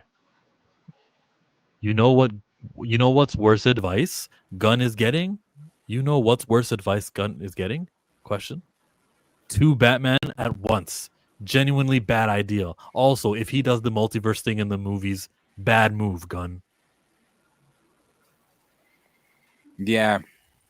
The multiverse the 2 stuff Batman things is gonna be interesting. I don't know if the multiverse things is Darkest Night doesn't deal Peacemaker. Oh well, that yeah, but I'm saying like the overall story that they're going to. I think boom tubes are part of Peacemaker. And I didn't see episode 5 yet, but I think they're boom tubes, and I think that multiverse is part of the story. I think in anything we do, even if they go Darkest Night boom tubes, I think boom tubes and DC are just kind of a thing. Like they're always there. So I think even if they go Darkest Night, you're still going to see boom tubes. I think so. Yeah, not as bad as Two Batman at Once though. Yeah, Two Batman at Once is just abysmally poor planning. Don't do it. It is. Like I said, if Batman shows up in Clayface, and we're gonna see, I mean, it won't be our first look; it'll be the second look if you count Creature Commandos, which I feel like whatever. Anyway, if you count Creature Commandos, then you would have your Pattinson movie. And then if Pattinson movie, as we've discussed before, is widely loved, and then that Batman movie comes in and is more widely loved, I think this is Reeves' last one anyway. I don't think he's going to get a third. Noel jumps in. Hello, Noel or Noel. New York Comic Con's October 11 predictions and Marvel Television and Marvel Animations. Yeah, that's the thing. Like, it's not going to be studios. It's going to be TV and animation having a presence there. And I don't have a prediction at all. Maybe a Wonder Man 97. Trailer. Probably Yeah, something maybe on probably something on X-Men 97. Probably something on Friendly Neighborhood Spider-Man Season 2. If they have any new animated projects that they're talking about, they'll probably debut some of that stuff. I'm not gonna lie, I've liked a little bit more of their animation stuff. Like I said, X-Men 97 was just, but that person's gone. Spider-Man, that director doesn't work here.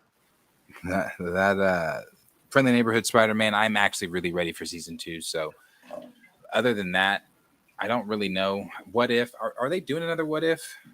No, they're done with What If. I think they're done with What If. But if they do another one, maybe this is where they announce it. Oh, well, that'd be tragic. I think they should let that go. I don't know what else they could have animated though that's coming out. Hey, isn't there like a season 3 rule for Disney that they don't make anything go past season 3 because it'll cost them too much? Maybe they're doing a season 3 Zombies, or season 2. Sorry, season 2. But then after the third season, I heard they don't like that. And then Zach and Cody changed into a brand new show. And on deck, just because like it was getting too long and they didn't want to have to pay the actors whatever rights they had. But if you it's like in basketball, how you can get a rookie on a rookie deal. It's much more better for you. Yeah. But thanks for that, Noel. Mr. Moody, you keep telling me James Gunn literally said. James Gunn has literally said a lot of things that he has gone back on. Like that's why I don't take anything that James says at face value at all until it actually happens. James Gunn has said a lot of things that he has gone back on.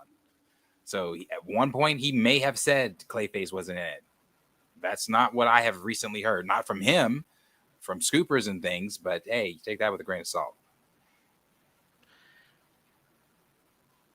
Take this. I take what's mine and take some more. It rains, it pours, it rains, it pours. Yeah. I love these. I love my edits. I'm sorry, man. Just Chillmonger appreciation for a second. Those are the best. Sometimes I forget that they even exist. Grand Region Thrag with the $2. No, it's go ahead on Grand Region Thrag. Say no to 2 Batmen. I will say no to it. It just doesn't matter. It feels like Zaslav gave Matt Reeves the okay before James Gunn and Peter Safran got DCU. So we're gonna have to sit through and watch it.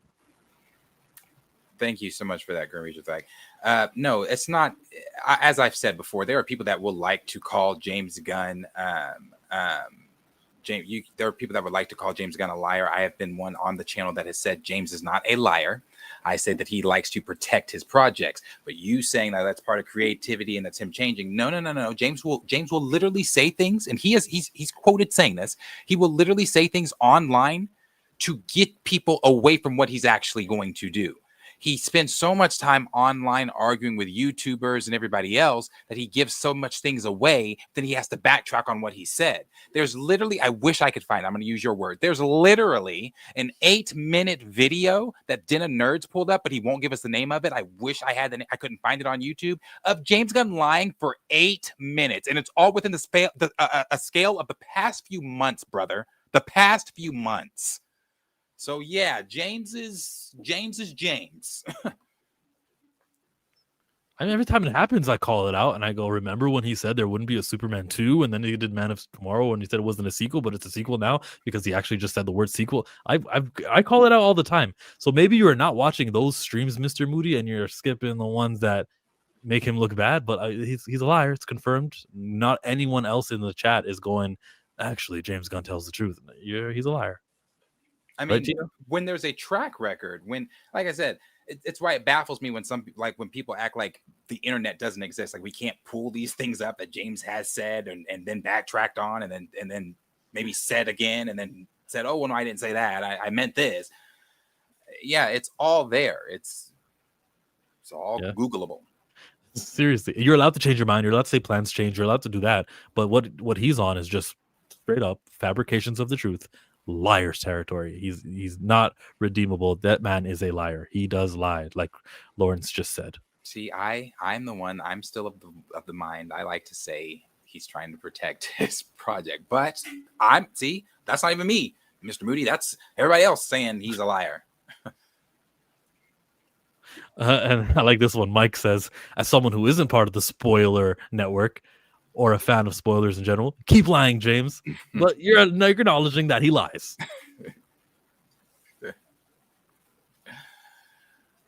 Lying isn't always bad. Sometimes. Hey, Andrew Garfield, are you going to be in the new Spider-Man? No, I'm not in Spider-Man. That's a good lie. Keep lying like that if it's going to be a surprise. I hope Chris Evans doesn't have to lie. I hope he's part of the trailer. He should be part of the trailer for Doomsday. You know, Thor can only carry so much. We're going to see a lot of the supporting characters and some of the guys who are lesser. And then the last scene of the trailer, knock on the door. And it's the same one from he was dancing with Peggy. It's the same house. And Chris Evans opens the door. Cap is back.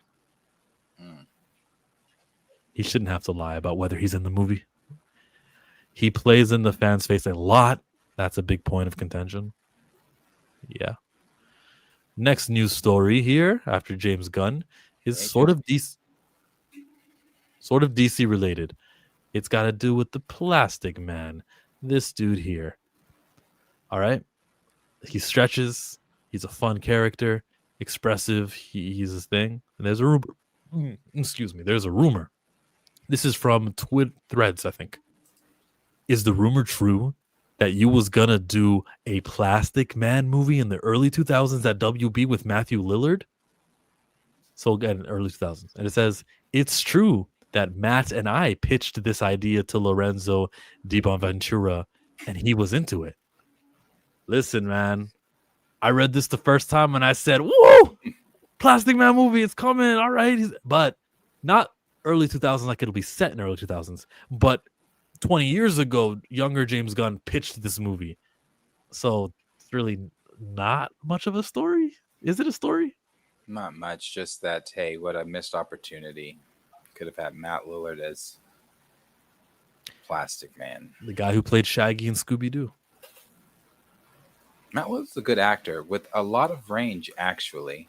He has, the comedic range that he has. He's got a very serious, if you've seen him in... If you've seen Good Girls, he is the husband to the main chick in there. I didn't watch Five Nights at Freddy, but I know he's in it. I think I fell asleep on Five Nights at Freddy. But yeah, I like Matthew Lillard. Who's going to be Plastic Man? Who asked to be Plastic Man? The question... How's my microphone? Is it okay? Yeah. The question is the rumor true that you was going to do a Plastic Man movie in the early 2000s at WB with Matthew Lillard? I don't know. It's just a rumor.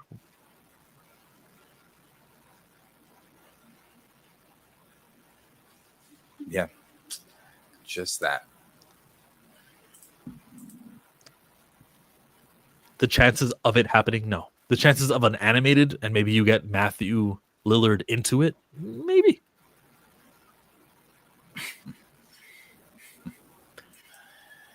He does do that. He does do that. I was about to change the subjects, but a super chat came right in the nick of time. There couldn't have been a more perfect time for this super chat. I need a dollar, dollar, dollar, that's what I need. Hey, hey, well, I need a dollar. Dollar, that's what I need. Reeves may be doing a Catwoman series. Just a rumor. It is a rumor. I did see that. With Lisa Bonet's daughter? I don't think so. They need to not. I don't. Well, hey, do whatever.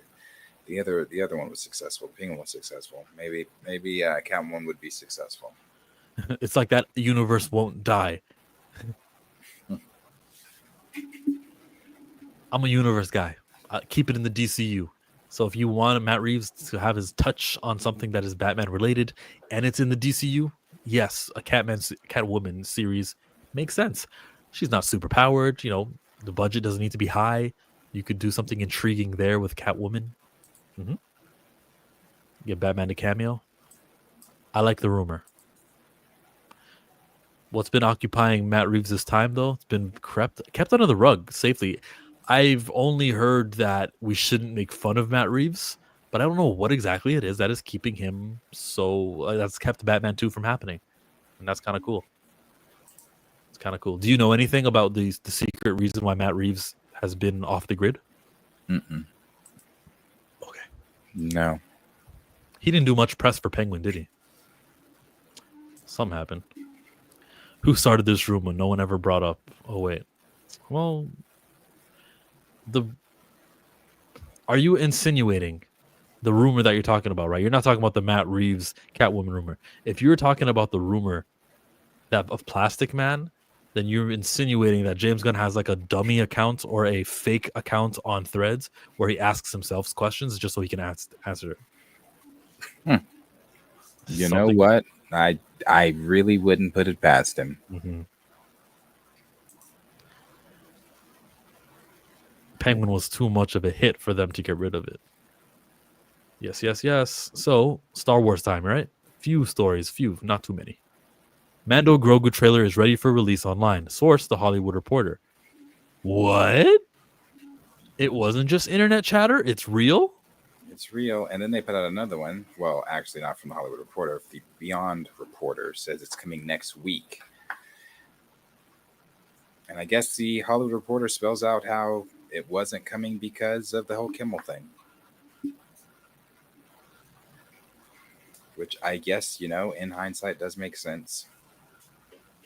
Yep, we're not agreeing with it, but it makes sense. Yeah, it does make sense. I mean, you got people canceling their subscription things right now, people not, I don't know, so maybe on cooler heads and get Jimmy to make a statement like, guys, it's cool. And they'll be like, okay, now drop the trailer. They'll give him a show on Disney Plus. Hey, there's actually a Jimmy special on Disney Plus. Hell, they might even let Jimmy, break it on his show. And, we have the first look at the Mandalorian trailer here on the Jimmy Kimmel show. I would love Bob Iger to be a guest there, and they can just talk about cancellation, censorships, the network, and how that would be great. Bob ain't doing that. No, he's not, unless he's running for office, like was suggested by Marcus. I don't think Iger's running for president. Dog, whoever's the most anti-Trump is probably going to be the candidate who wins, and so that's what pisses me off. Calling out Trump is not a policy. I'm getting political, Darius. Calling out Donald J. Trump is not a policy. It is not useful. Just because you can be scathing with your words, it does not mean that you're worth a vote. How do you feel about workers' rights, unions, the AI problem? How do you feel towards health care, funding wars and foreign governments that are evil? What are your positions on the things that are tangible, like the wealth inequality, the gap, the middle class disappearing? If you and school shootings, I shouldn't have said those words. Those are not friendly YouTube words. But those are the policies. Don't just tell me about how you got this zinger about how Trump is orange and you're good at that. I don't vote for that. I don't care to hear you being a master insulter. Okay, all I care about the tangibles. The tangibles, baby. Indeed. One more super. Let's go to Ric Flair. Ric Flair drip go woo on a bitch. 5790 spent the coupe on my wrist. Multi-million-dollar, I'm a fool. Nobody wants this Mando movie for real. I'm good on baby Star Wars. Nah, I want the Mandalorian and Grogu movie. I'm thrilled that don't listen to Darius. You guys watch too much Darius. Watch more chill. Jon Favreau has been doing 3 seasons worth of Mandalorian, and every time he goes, man, I just wish we had the budget to do what I wanted to do. Yeah, we did this Crate Dragon, but imagine if I had the budget I wanted. He's got a chance now, finally. No restrictions on the budget, or restrictions, but nothing too restrictive. He can do what he wants with a big movie. It will be excellent. I want this movie. Well, first of all, I want to see this movie. Okay. I just said I don't understand the point of what we're doing anymore with these characters. That's all I said. I don't get it. From 2018 to 2025, I don't know where we're going any longer with Grogu and Mando. I thought I knew. In 2018, I know I knew. 19. Sure, I know I knew. But then they changed it and botched it, and it is what it is. But I do want to see it. Haven't had a Star Wars film in theaters since 2019. Yes. So Star Wars news up. The last thing I think we should touch on is more about Black Panther, more about how T'Challa isn't going to have a voice actor. The 3 of us, including Marcus from Back of the Bus, were chatting about it on yesterday's stream. It was a big deal for us. Things got late, and you left the stream. Is there something that maybe you thought of during your sleep? And I know the answer is yes. So just go ahead, take it away. Let's talk more about this topic. What do you want to say? I mean, I really don't. Nothing else I thought about in terms of like that. I mean, I don't know what more that can be said from that I have not said about this topic many times. Only thing I will say is this. I guess you could say this is new. And I don't want to sound like, I think I said this last night, I don't want to sound like I'm gatekeeping or making it sound like I'm bitter or anything like that, because I'm not at all. I'm just saying there have been a plethora, and I do mean a plethora of some call awakenings on Twitter when it comes to this topic. And if you just look at all the different quote retweets from this, if I could do it from here, but it won't let me, I guess. All the tweets that have been are quoted from this, like here's some. Somebody said the obsession of not recasting T'Challa the obsession of not recasting T'Challa started getting creepy, and people would still defend it, eating up that Chadwick, or respecting Chadwick, while they milk the fuck out of his death. This person says, what? I don't know who made this decision, but they need to be fired. This person says, this is so ridiculous. It's not even funny. Just hire a VA and call it a day. This is performative. Someone said, bro, Tom Holland isn't even voicing Spider-Man. This is just sad, robbing new black actors out of getting a spotlight out of respect. But there were some more that I saw, and I did want to share this video with you, if you don't mind checking in the chat there and playing this. This is someone saying that they understand the recast T'Challa movement now, and they made a video about it. So as you know, before you do play it though, as you know, this has been a movement 5 years in that we've been talking about this. And as we've been talking about this, yes, shout out to E-Man on that. As we've been talking about this, many different creators and things like that, we have been called so many different things. People have come into the chat and called us somewhat akin to the Snyder cult, which I just don't agree with at all. But said that you guys need to let it go. You guys are crybabies. You guys are being weird with it. You guys are being so disrespectful. How Master MT from the disgraced New Rock Stars ex-host said that he how does this look? He was disgraced. I'm sure he was. They don't talk about him allegedly. Sure. How do you you know, imagine somebody going up to the Migos and saying, when are you going to recast Takeoff? Like, first of all, that's not even the same. And it's the thing that these people are still doing, this whole are comparing real life to fantasy. I think it's very weird. As I've said before, I've been saying it for 5 years. I think it's weird. I think you're morbid if you're still doing it. I think the animated creators over at not Takeoff, Offset. It went over my head. Thank you, Tina. Thank you, Tina. The low-key racist. No, he just forgot. That's all. And they're comparing this whole real life stuff and still doing the whole, you know, real life instant stuff and just making these real life comparisons. And this is a fictional character. This is a fake person. You never do this anywhere else, and blah, blah, blah, blah, blah. So I said what I said to him on Twitter. But, you know, you got all these people that are coming in saying these things. I just want to say, again, I'm glad that you guys are all waking up. It's fine. I like the fact that everybody's waking up, and that's great. We've seen these type of tide shifts within the recast T'Challa movement before. We've seen it happen where people have woken up just a little bit more and woken up just a little bit more and woken up just a little bit more. Each time, more and more people are saying, hey, this is weird. It's not just weird now, though. I want to make that preference. It's not just weird now. It's been weird. It was weird in 2021, 2, 3, 4, and 5. If they continue this and not recasting characters, it's going to continue to be weird. It's going to continue to be morbid. Like I said, the animated writers for Marvel Zombies that said that they chose not to have him have a voice because it felt right. It felt symbolic. In a way, for them, it felt like they could spend one more moment with Chad or moments with Chad. Do you not know how weird that is? Do you not know how morbid that sounds? That's 5 years removed from Chadwick Boseman's death, where the world is mourned, his wife is mourned, his family has mourned, but you animators at Marvel Studios still call yourselves mourning over somebody you don't even know? Shit's weird.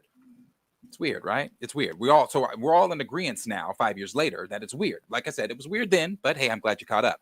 I'm glad that you are all starting to realize that, hey, why won't they just recast this character? I even see a lot of you now bringing in the black part of it. Hey, good job. I'm glad you guys are all catching up. Here's the thing that you guys are saying now. You're robbing other black talent of a job. Well, my. Those Makes were sense. some of the same arguments that we were using when we were getting called disrespectful. When we were saying, hey, there's other black talent out here that you could be using. There's other black talent out here that want this role, that would love to get this role and take this role and make it a Spider-Man, make it a Captain America, make it an Iron Man. But y'all are so disrespectful. Think about what the family would want. Oh, we did. His brother told you what he wanted. Oh, well, think about what the studio would want. Well, the studio really didn't even know Chad like that. They didn't even know he was sick. Mm-hmm. But you guys are all starting to realize that now. And I'm glad it's 5 years late, but I'm glad you're starting to realize it. I'm glad. But as I've said before, we've had these tide shifts before in the movement. It's fine to have these moments where people are waking up, but the people that really need to wake up, it's Marvel Studios. Yes. The tide shifts mean nothing until Marvel Studios wakes up. The tide shifts with the tide shifts are something. The tide shifts will help Marvel wake up. Sure. But at the end of the day, I'm going to say this. As I've been saying, the tide shifts, in my opinion, they're great. But to me, they still mean nothing because they're falling on deaf ears. Whose deaf ears? Coogler's deaf ears. Why do you say that, Darius? Because I've been saying this for quite some time. Coogler has a story. Coogler's going to finish that story. I'm glad everyone's waking up. But maybe had you woke up just a couple years earlier. Yeah. Instead of combating us, instead of telling us we were disrespectful, instead of telling us to get over it. But now that he's silenced and just there, now you're like, oh, this is weird, bro. Anyway, what the 2 minutes of this boy say where he understands us now?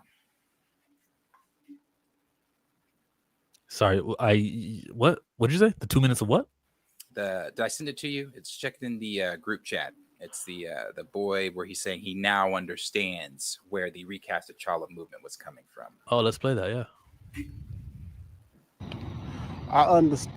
Hey, man. I understand them recast T'Challa folk. I get it, man. Now, am I 100% on board with that movement? Nah, but that's just a personal thing.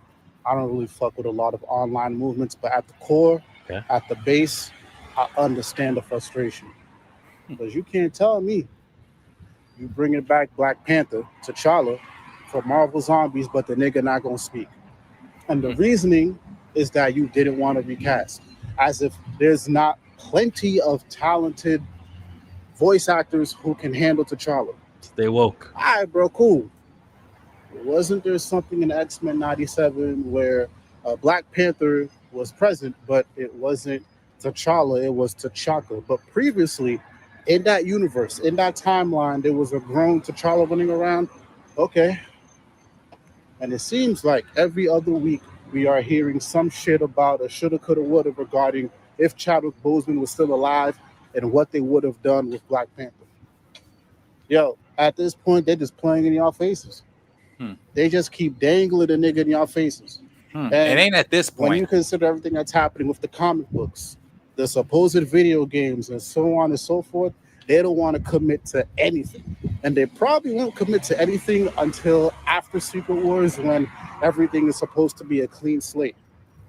Dog, it seems like everything that's happening now, it's as if Marvel or whoever is just banking on y'all being upset or mad, and rightfully upset and mad, because it's been a lot of fuckery going around since, no disrespect, Chadwick died. But Chadwick or Ryan Coogler, they are not the sole voices of Black Panther. And it seems like Disney or Marvel, they are so latched on to those two. So, man. Like I said, at the core, I understand the frustration. Because if you swap out T'Challa with Green Arrow, which is my favorite character, and I see what's going on, I'd be pissed too. Oh, that's why he's called Oliver Queen, like Green Arrow. Some of the things that were brought up in that video, and I appreciate everybody that's coming forward now. I appreciate everybody that's finally seeing these things now. But some of the things that were mentioned in the video, we for 5 years have been putting these. Now, again, I don't know who watches the videos. I don't know who clicks on the links when people have their back and forth on Twitters with anti-recasts, and they actually send them evidence. Well, Chad said this, or his brother said this, or check out this link where Coogler said this, or blah blah blah. I don't know who is ever clicking on those things, but we've been giving pieces for years. For years, we've been giving you guys pieces. We've been telling you for years, this is what it is. We've been telling you for years. Pay attention to what they're doing. I think what was one of the things he said in there? He said it was. Let me pull that back up. It was toward the end there. Hold on. I got you. Towards the ending. Yeah. Hey man, nonsense. Go about to 140. Chadwick died. It's been a lot of fuckery going around since, no disrespect. Go maybe 10 more seconds before. That's happening now. Wars when everything is supposed to be a clean slate. Oh, stop there. So he's talking about the Secret Wars and everything's supposed to be a clean slate. Again, we're giving you the pieces. Now, I don't know anything for sure. Yeah. But I would like to think, because I've been told by anti-recasters that this is my personality, I would like to think, because this is my personality, that I do know something about what's going on within this movement, within this, what they're doing with T'Challa, something, or at least I would like to think that I have some type of speculation or know, just because I've been here so long. I've been paying attention to tea leaves and paying attention to the room and reading in between the lines, paying attention to the podcast that you guys don't even know exist, that Ryan Coogler was on, where he has said certain things. Well, I've been told Darius, he said that 2 years ago. I don't know what that has to do with his current position on how he still feels. But if he felt that way 2 years ago, and he's still telling you guys today, where we just heard for Marvel Zombies even, that they called over to Coogler and he made some adjustments, and maybe that adjustment was, hey, keep him silent. I don't know. But the thing is, even for Marvel Zombies, called Coogler. We heard from Bo. What did he say for X-Men 97? Called Coogler. Coogler made the decision. We were told by anti-recasters, and I know I've rehashed this stuff, and I even said last night I was going to stop talking about it, and this is really my last one until Marvel Studios officially says something themselves. We even told y'all during X-Men 97, we showed you what the original creator of the episode that T'Challa showed up in, that they had to use T'Challa under a code name to even get him into X-Men 97. He told you, no. Make no mistake, that's not T'Chaka in that episode. And not only is that not T'Chaka in that episode from the 90s, that episode is canon to the X-Men 97 universe, which makes it canon to the new rebooted universe.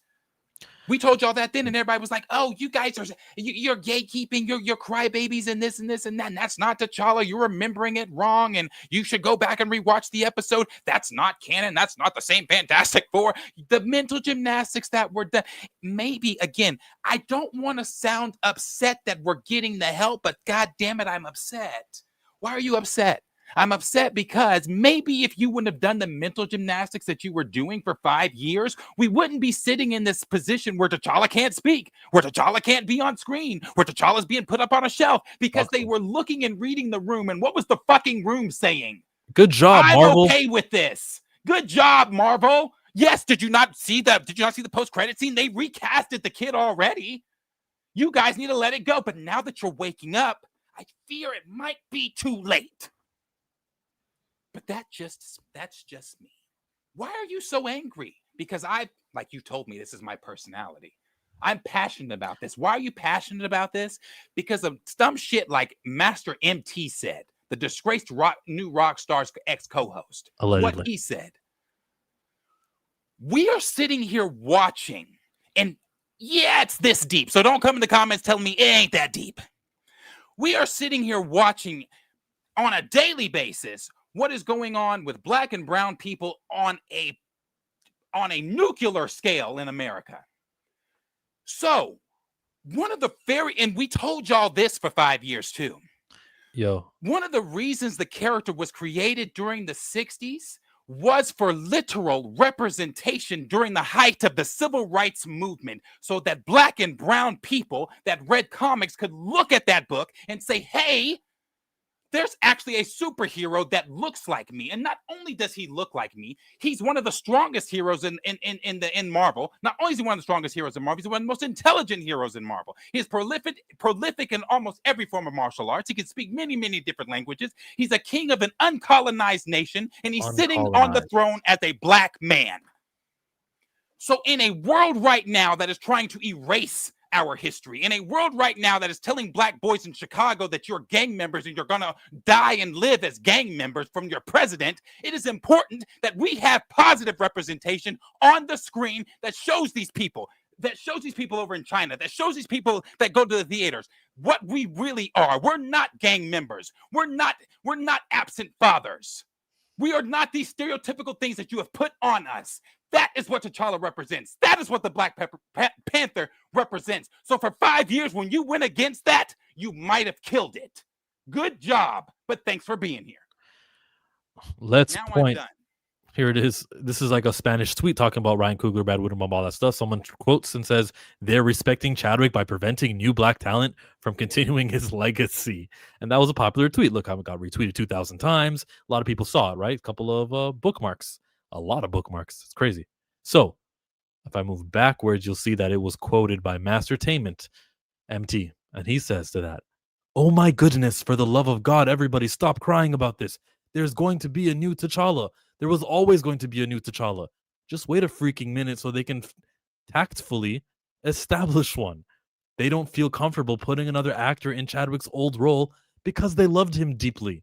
Once they establish a new T'Challa that doesn't undo Chadwick's T'Challa from history, then you'll get your T'Challa. Just wait a freaking minute. And I'm past that. I need to find a raccoon gif. Past that, because we are 5 years in. We are 5 years into Chadwick Boseman's death. There's no more of this, that they need to still mourn. They need to still do this. They need to do that. You got the fast crew talking about bringing Paul Walker back and putting him, or not Paul Walker back, but bringing his character back and putting him in it. You've nenever seen this done anywhere else. 5 years later, you're telling me, just freaking wait a minute. After 5 years. You've never seen this done anywhere else. This has never been done anywhere else. So you have to then wonder, again, what we've been saying for 5 years.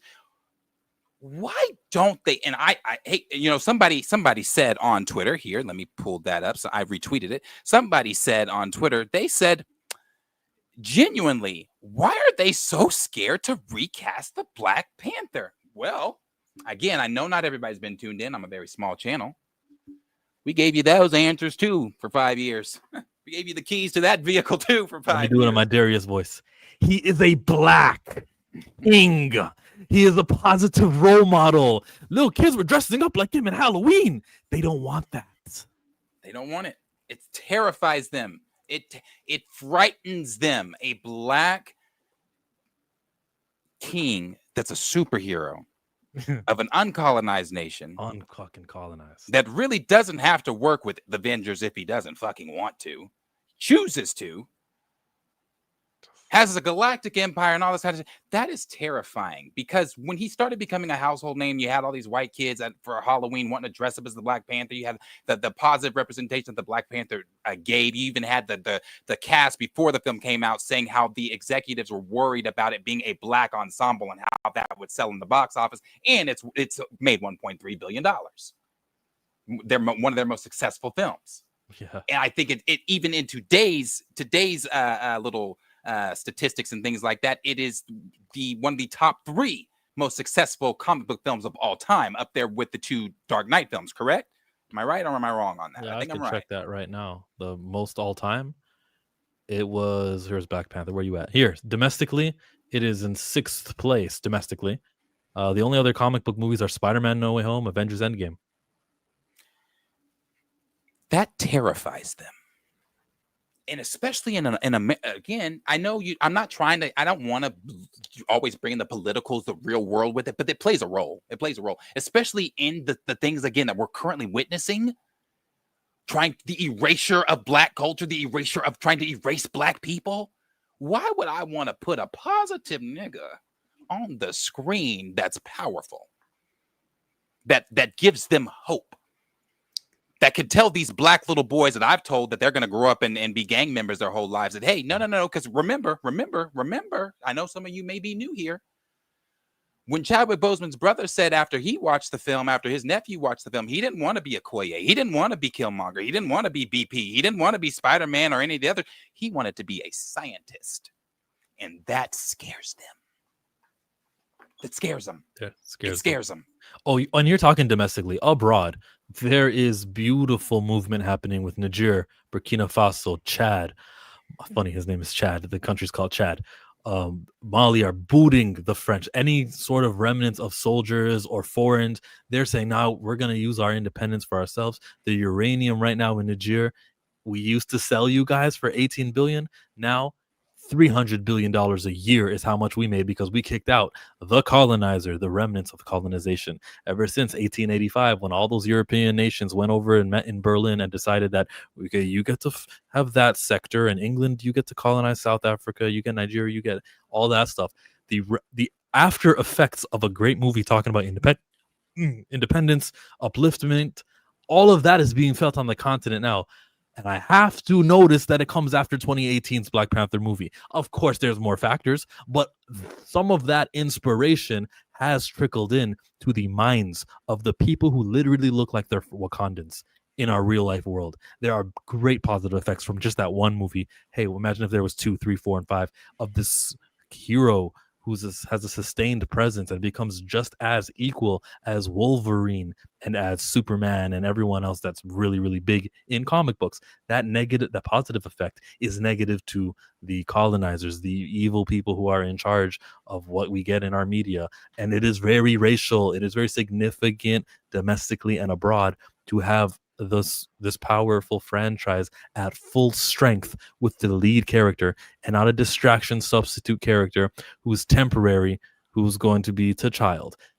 Yes, I got to bring it back to T'Challa. Everything returns to T'Challa. The TJ thing that they're going to do is the reason why in year 2055 we're all going to say, man, look, all the Avengers, they're uniting. You know, why are all the big Avengers white? Why didn't we have a black one? Well, we did in 2018, and then the actor died. They decided to use like another substitute character, and so everyone got invested in this son of T'Challa, and T'Challa's son, someone that we stopped using because, you know, he's really not a main comic book character. So instead of investing in a character who's going to be ever present, we kind of didn't do T'Challa. It's a long-term bust. It's a failure, and it's probably done on purpose to redirect all of your guys' focus into TJ and making Toussaint older, calling him T'Challa.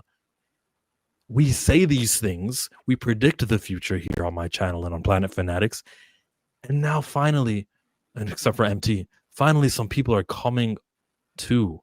Good job, everybody. Good job on shifting. And like I said, I really don't want to make it, and I know I probably do. Sorry if I do. If I am. I can't, like I said, in that I can't help but be a little bit angry because, had everybody jumped on board, then it might have been different. It might have been. I can't say it would have been. I can only say it might have been different. Now, Coogler might have still done what Coogler's doing, and I agree here with Tina with what she said. Even though everything that I just said, that's true.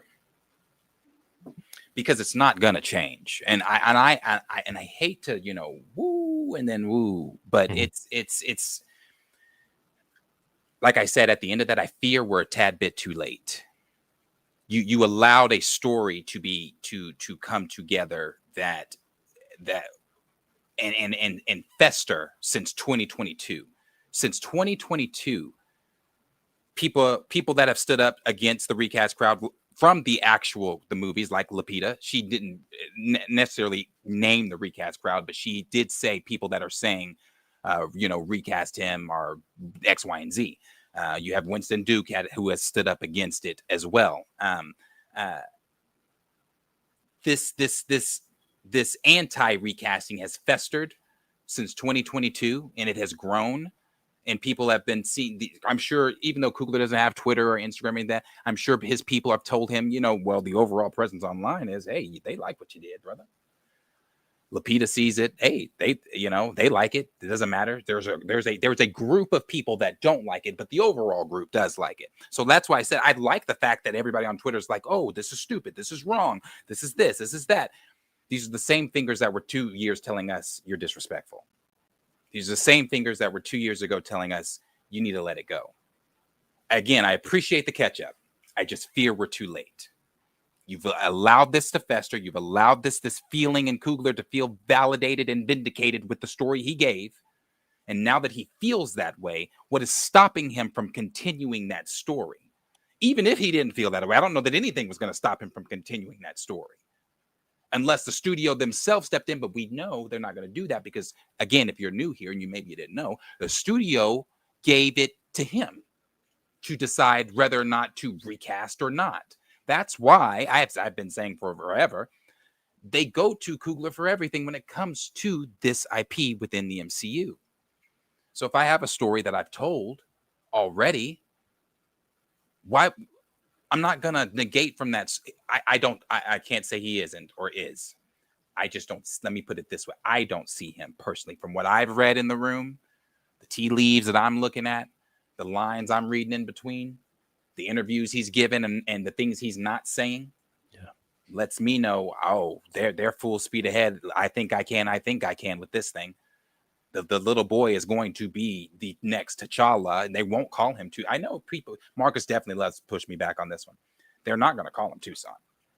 No, he's not to put me back on this. He pushes me back on the acceptance of the overall audience accepting Toussaint as T'Challa. And I'm telling you right now, I don't think it's going to bother him. I don't think they're not gonna call him Toussaint. They're not gonna go around calling him T'Challa. He's gonna be T'Challa, and they're not gonna T'Challa he's just T'Challa. Now there are gonna be moments, I'm sure, within the MCU where he's gonna be like, I am T'Challa, son of something like that. But the overall, like when he's called for the Avengers, T'Challa, can you help us? It ain't gonna be Toussaint. We need you. Stat. No, it's T'Challa. And the crowd's gonna flow with that seamlessly. You may think I'm wrong. No, I don't think so. No, I'll point at the example of E-Man, and I give him credit for everything he did in 2021 and all the appearances and amazing work he did. But when he says that it's a win for recast T'Challa to give him a son, like it's like the child accepting is going to happen on a widespread. Everyone's going to be okay with it, and the effects are long-term damage. Yeah. But when we're talking about tide shifting, though, I do notice he does say more negative things about T'Challa and stuff. But like not outright rejecting that the recast T'Challa campaign rejects aging up Toussaint and making him T'Challa. Yeah, he doesn't outright go there, but. Whatever. They bought E-Man off. Maybe everyone has the right to change, right? And I would respect it if E-Man goes, I changed my mind. I was, maybe after the movie, I felt this certain way about Toussaint and whatnot. But like, he can easily change. And as far as unity and like all of us being on the same page, if he wants to, come back out and say, yeah, I take back my words and all that stuff. That's just, he can do that easily. Yeah. So it's not the end of the world for E-Man, but it's worth me pointing out. And on what Tina said there, being up to Feige, that too. Feige has the power to step in and change all of this. That is why, that's why I said earlier when we were talking about Feige, I was like, don't make it no mistake. I'm not defending this man. I have my problems and issues with Kevin Feige. I at one point in time, I loved Kevin Feige. I cannot stand the man because, like Tina said, he has the power to go in there and change this. He can go in there and say, here's what we are going to do. Here's when it needs to happen. I'll check back in when it's done. He has that power. He could do that. Kevin Feige is quoted and on video. All the stuff is Googleable. Everything that we have said in the span of the last 45 minutes is Googleable. He has said, when I used to go to the theaters, I would always see people on the posters. I would see the posters look like me and things like that. And I think that that's one of the coolest things about Black Panther was seeing the reaction to the little kids, the black kids that were seeing posters and seeing themselves in the posters. I was getting joy from that. I was like, yes, let's do more of that. Let's do this more. How you do that with a funeral is beyond me. A funeral. And another tribute in Marvel Zombies. He's not even going to speak. You'll love it, guys. It's like the legacy of T'Challa is Chadwick Boseman's dead. Here's a reminder. From the studio, not from the video games. Yeah. Marvel Rivals isn't doing that. Yeah. From the studio. Hey, just a reminder. It's been 5 years. We're still not doing that shit. Brad Winderbaum. Remember his quote from yesterday at Screen Geek? I still have that tab open from yesterday because you know how it is. We keep tabs open. Screen Geek, and he was like, "Yo, Ryan added things." Where is it? Where is it?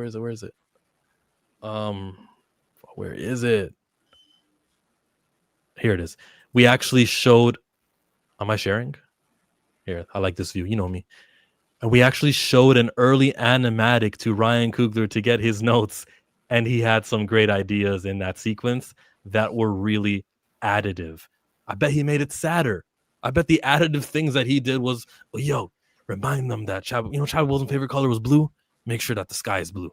Like, I'm sure this had a lot to do with mourning and terrible stuff. Man. Yeah. Okay.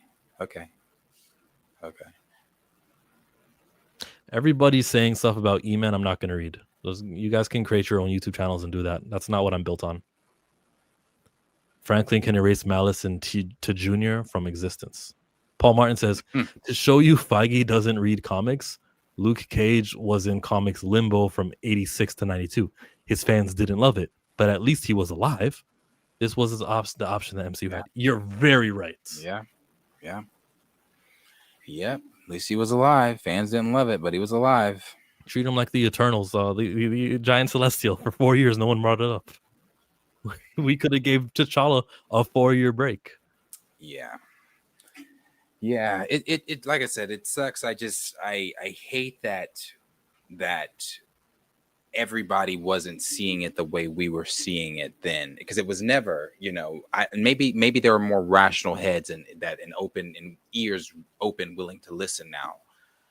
When these things are said, it was never built on hate. So you can't take a few hateful tweets with hashtag recast T'Challa at the end of it and take that and think that that is the overall thought for the entire movement. It was never built on hate. It was never built on misogyny. It was never built on any of those things that you should know this if you do watch me from my worldviews, stand against. It was never those things from my side, Chill side, back of the bus, Tina, or any of these other guys that are watching. It was never from that side of for us on that end. It was always just about seeing the character back on screen. It was always about recasting the character and letting the character continue on like all these other characters that they get to do. It was never about any of those things. We didn't want to see the character die on screen. That's what it was. Again, and now we're about to see him, I guess, die again. If you do watch Marvel Zombies, but it was never on any of those things. So with ears hopefully now willing to listen, you guys, I mean, again, I don't know if that's really if that even matters anymore. I think it mattered. I'm not gonna say it still doesn't matter. I'm not gonna say that. I'm not gonna just throw hope in the well, but I think it mattered a lot more when we were in that wrestling area of Wakanda Forever, when we were wrestling with anti-recasters, with just understand the plight of what we're saying. No, you guys are Snyder Cult. No, just that's not it. Understand what we're saying. I think that would have been more of the time if people would have been more willing to just listen, then start saying, okay, I do see where you're coming from, but everybody was so emotional as if they actually knew Chadwick Boseman. And a lot of you, and I'm not trying to be facetious, a lot of you only knew Chadwick Boseman due to his work in the MCU. You met Chadwick Boseman in the MCU. Most of you did not go do an extensive research on his resume and watch 42. You didn't watch Ma Rainey. You didn't watch what was Frederick Dutton? There was Thurgood Marshall. You didn't watch some of these other films that he was in. You went and watched, or Get On Up. You went and watched the MCU and thought through the MCU you had some weird morbid attachment to Chadwick Boseman. So no, I think we're too late though. I think we're late. Actor in 34 movies he acted. Fuck, this is hard to look at. Let me zoom out. These are his roles where he's known for Black Panther, Get On Up, Avengers: Infinity War. Where's the rest? Expand below. 21 Bridges, Message from the King, Perfect Day, Heaven, In Retrospect, Blood Over a Broken Pond. Where's the movie he did with Spike Lee recently? The Five Bloods. Where's that one? He did a lot of movies. Saying he's more than just one actor, and he's more one role, and we shouldn't cement him. It's crazy. Yeah, I mean, like I said, these are things we've gone on and said before. It's broken record at this point. I don't know what new I really have to add. Nothing I really said was new that I've not said in the past. Just outside of, I think we might be too late, but we'll see. We'll see. We'll see. I still feel and think the way I do because, and this even more so kind of magnifies and doubles down on my feelings just because here we are on another animated project, a year removed from the last debacle animated project where we found out with him, and here we go again. So I just feel like they don't. Yeah, they feel the way they feel, and that's it. It's all good, Darius. It needs to be said again. Well, I appreciate it. Chadwick was in Gods of Egypt. We even outlined several ways to bring back T'Challa, but it's up to Feige. Yeah, Secret Wars is the best way. It is a reset. It is the universe is the dead universe because there's an incursion. Now the universe is alive. Hey, guess what? T'Challa's back. Queen Ramonda, King T'Chaka. Everyone's back. And if you really don't want to do the whole mess, because then you fall into the whole, well, then what about this Suri? And what about that Wakanda? And how is this Wakanda going to accept this? Sure, cool. Okay. The one in the casket was a scroll. We are literally in the Secret Invasion. All that happened. There were world leaders. T'Challa was considered a world leader. There were world leaders that were replaced. So there you go. He was a scroll. Simple. There's no reason that the child route is the only thing that we can do. No. Yeah. So you can do that.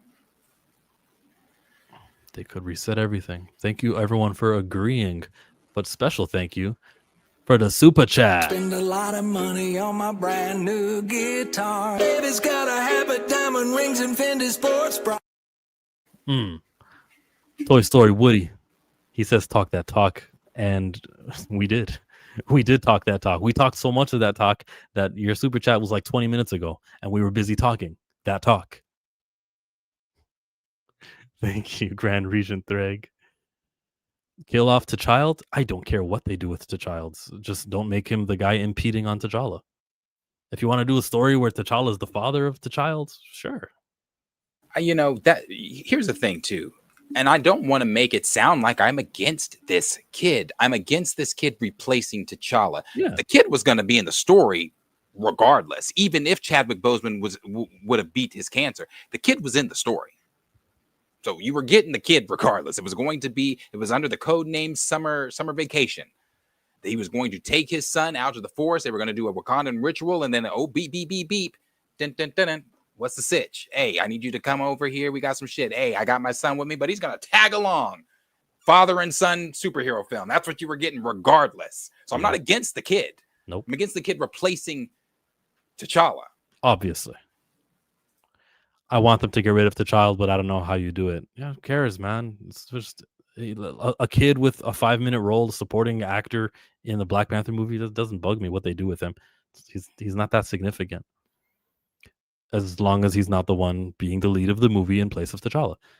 They could use Franklin to wake T'Challa. Like, you're right. There was that scene, that one scene. What? You sure in the fuck could. Hey, get them Fantastic cosmic powers Four. from Franklin. Let him touch T'Challa, and there you go.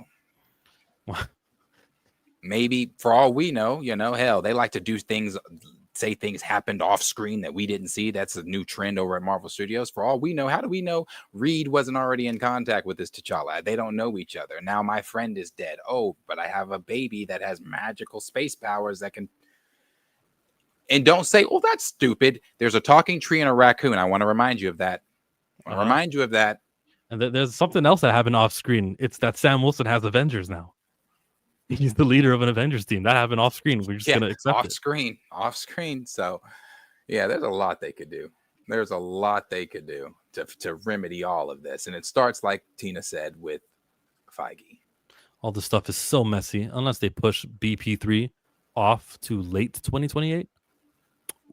If it's early 2020 or late 2028, you feel like that's a matter of why? I don't get the reason why it's got to be late 2028. What's crazy is if Black Panther 3 comes out in 28 and Secret Wars in 27, they'll already be running Black Panther trailers with Secret Wars. Okay, I think I understand. That's what you're saying. Yeah. Mm-hmm. That's why you said that. That's true. That is true. They would be doing that. They would probably start. He would be filming. Yeah, that's true.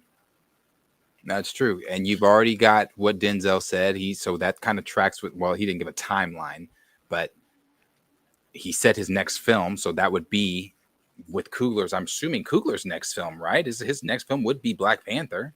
He's doing X-Files too. Is that a movie? No. Series? So yeah. I would assume his next film is, I don't know what he's got going, but I would assume his next film is Black Panther. We're in 2025, about to end 2025, going into 2026. That film has to come out, and nothing changes in the next 3 years. Actually, what changes is the sentiment moves closer to us. That dude Rolliver Queen that you just sent us, that influencer who's got like 1,000 followers, that dude there's gonna be more of him. Yeah, that's great, and I'm glad. I'm glad. Continue to use your voice. Continue letting. Is that gonna do anything? I don't know, man. I don't know. Again, Ryan Coogler does not have social media, so he's not seeing these things. He's living in his bubble where, oh yeah, man, I'm gonna do it this way, and he's just gonna do it that way. Which is why, if you have time with Ryan Coogler, it is a duty of yours to mention recasting T'Challa, rejecting Toussaint's. Yeah, Tina says, yep, it's BP3. They should be going into pre-production next year. So, that's what I'm saying. That's why I said I fear might just be too late. Unless him and the Russos have cooked up something to where it's like, oh yeah, use this and that's gonna trickle into my movie, but that's giving you some big. I don't know that him and the Russos have been on the phone with one another. Hey Ryan, we're filming with a bunch of actors and actresses right now, but we need your opinion on what we can do with T'Challa in this. You got a second? Maybe. I don't know. No, of course. He's getting emails for X-Men 97 and Marvel Zombies. He's getting a phone call for the movie. Yeah. Yeah. Of course. Yeah. We'll see. T'Challa. Yeah, T'Challa.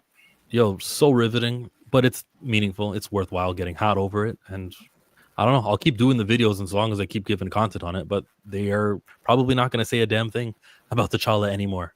I think they noticed. Remember that time Ryan Coogler was laughing about it on Breakfast Club and the nervous laughter and shit like that? Like that, he knows we exist, or our sentiment exists. Maybe not specifically the Canadian chillmonger and the Oklahoman, but he knows that we're out here. Nate Moore, again, shout out to E-Man again, so I give him credit here.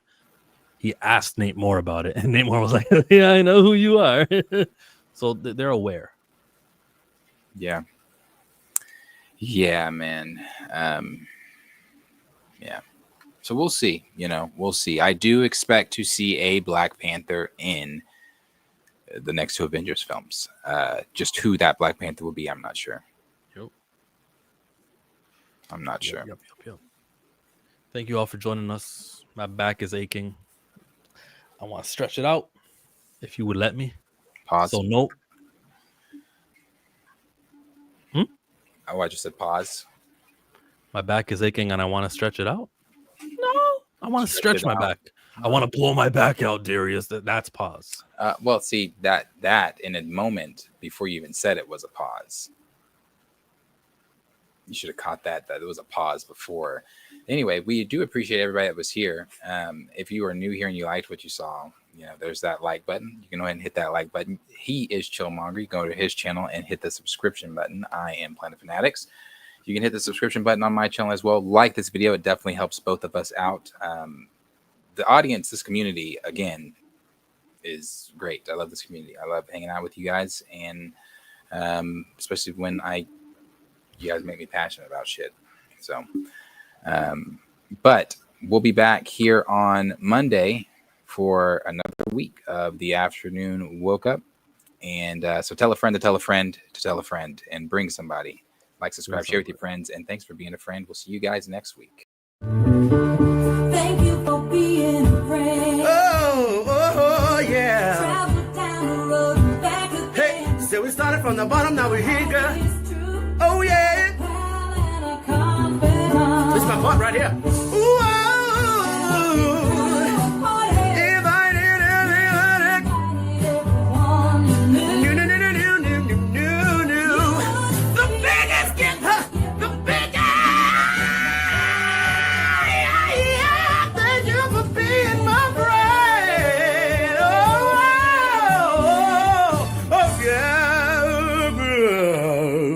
hallelujah.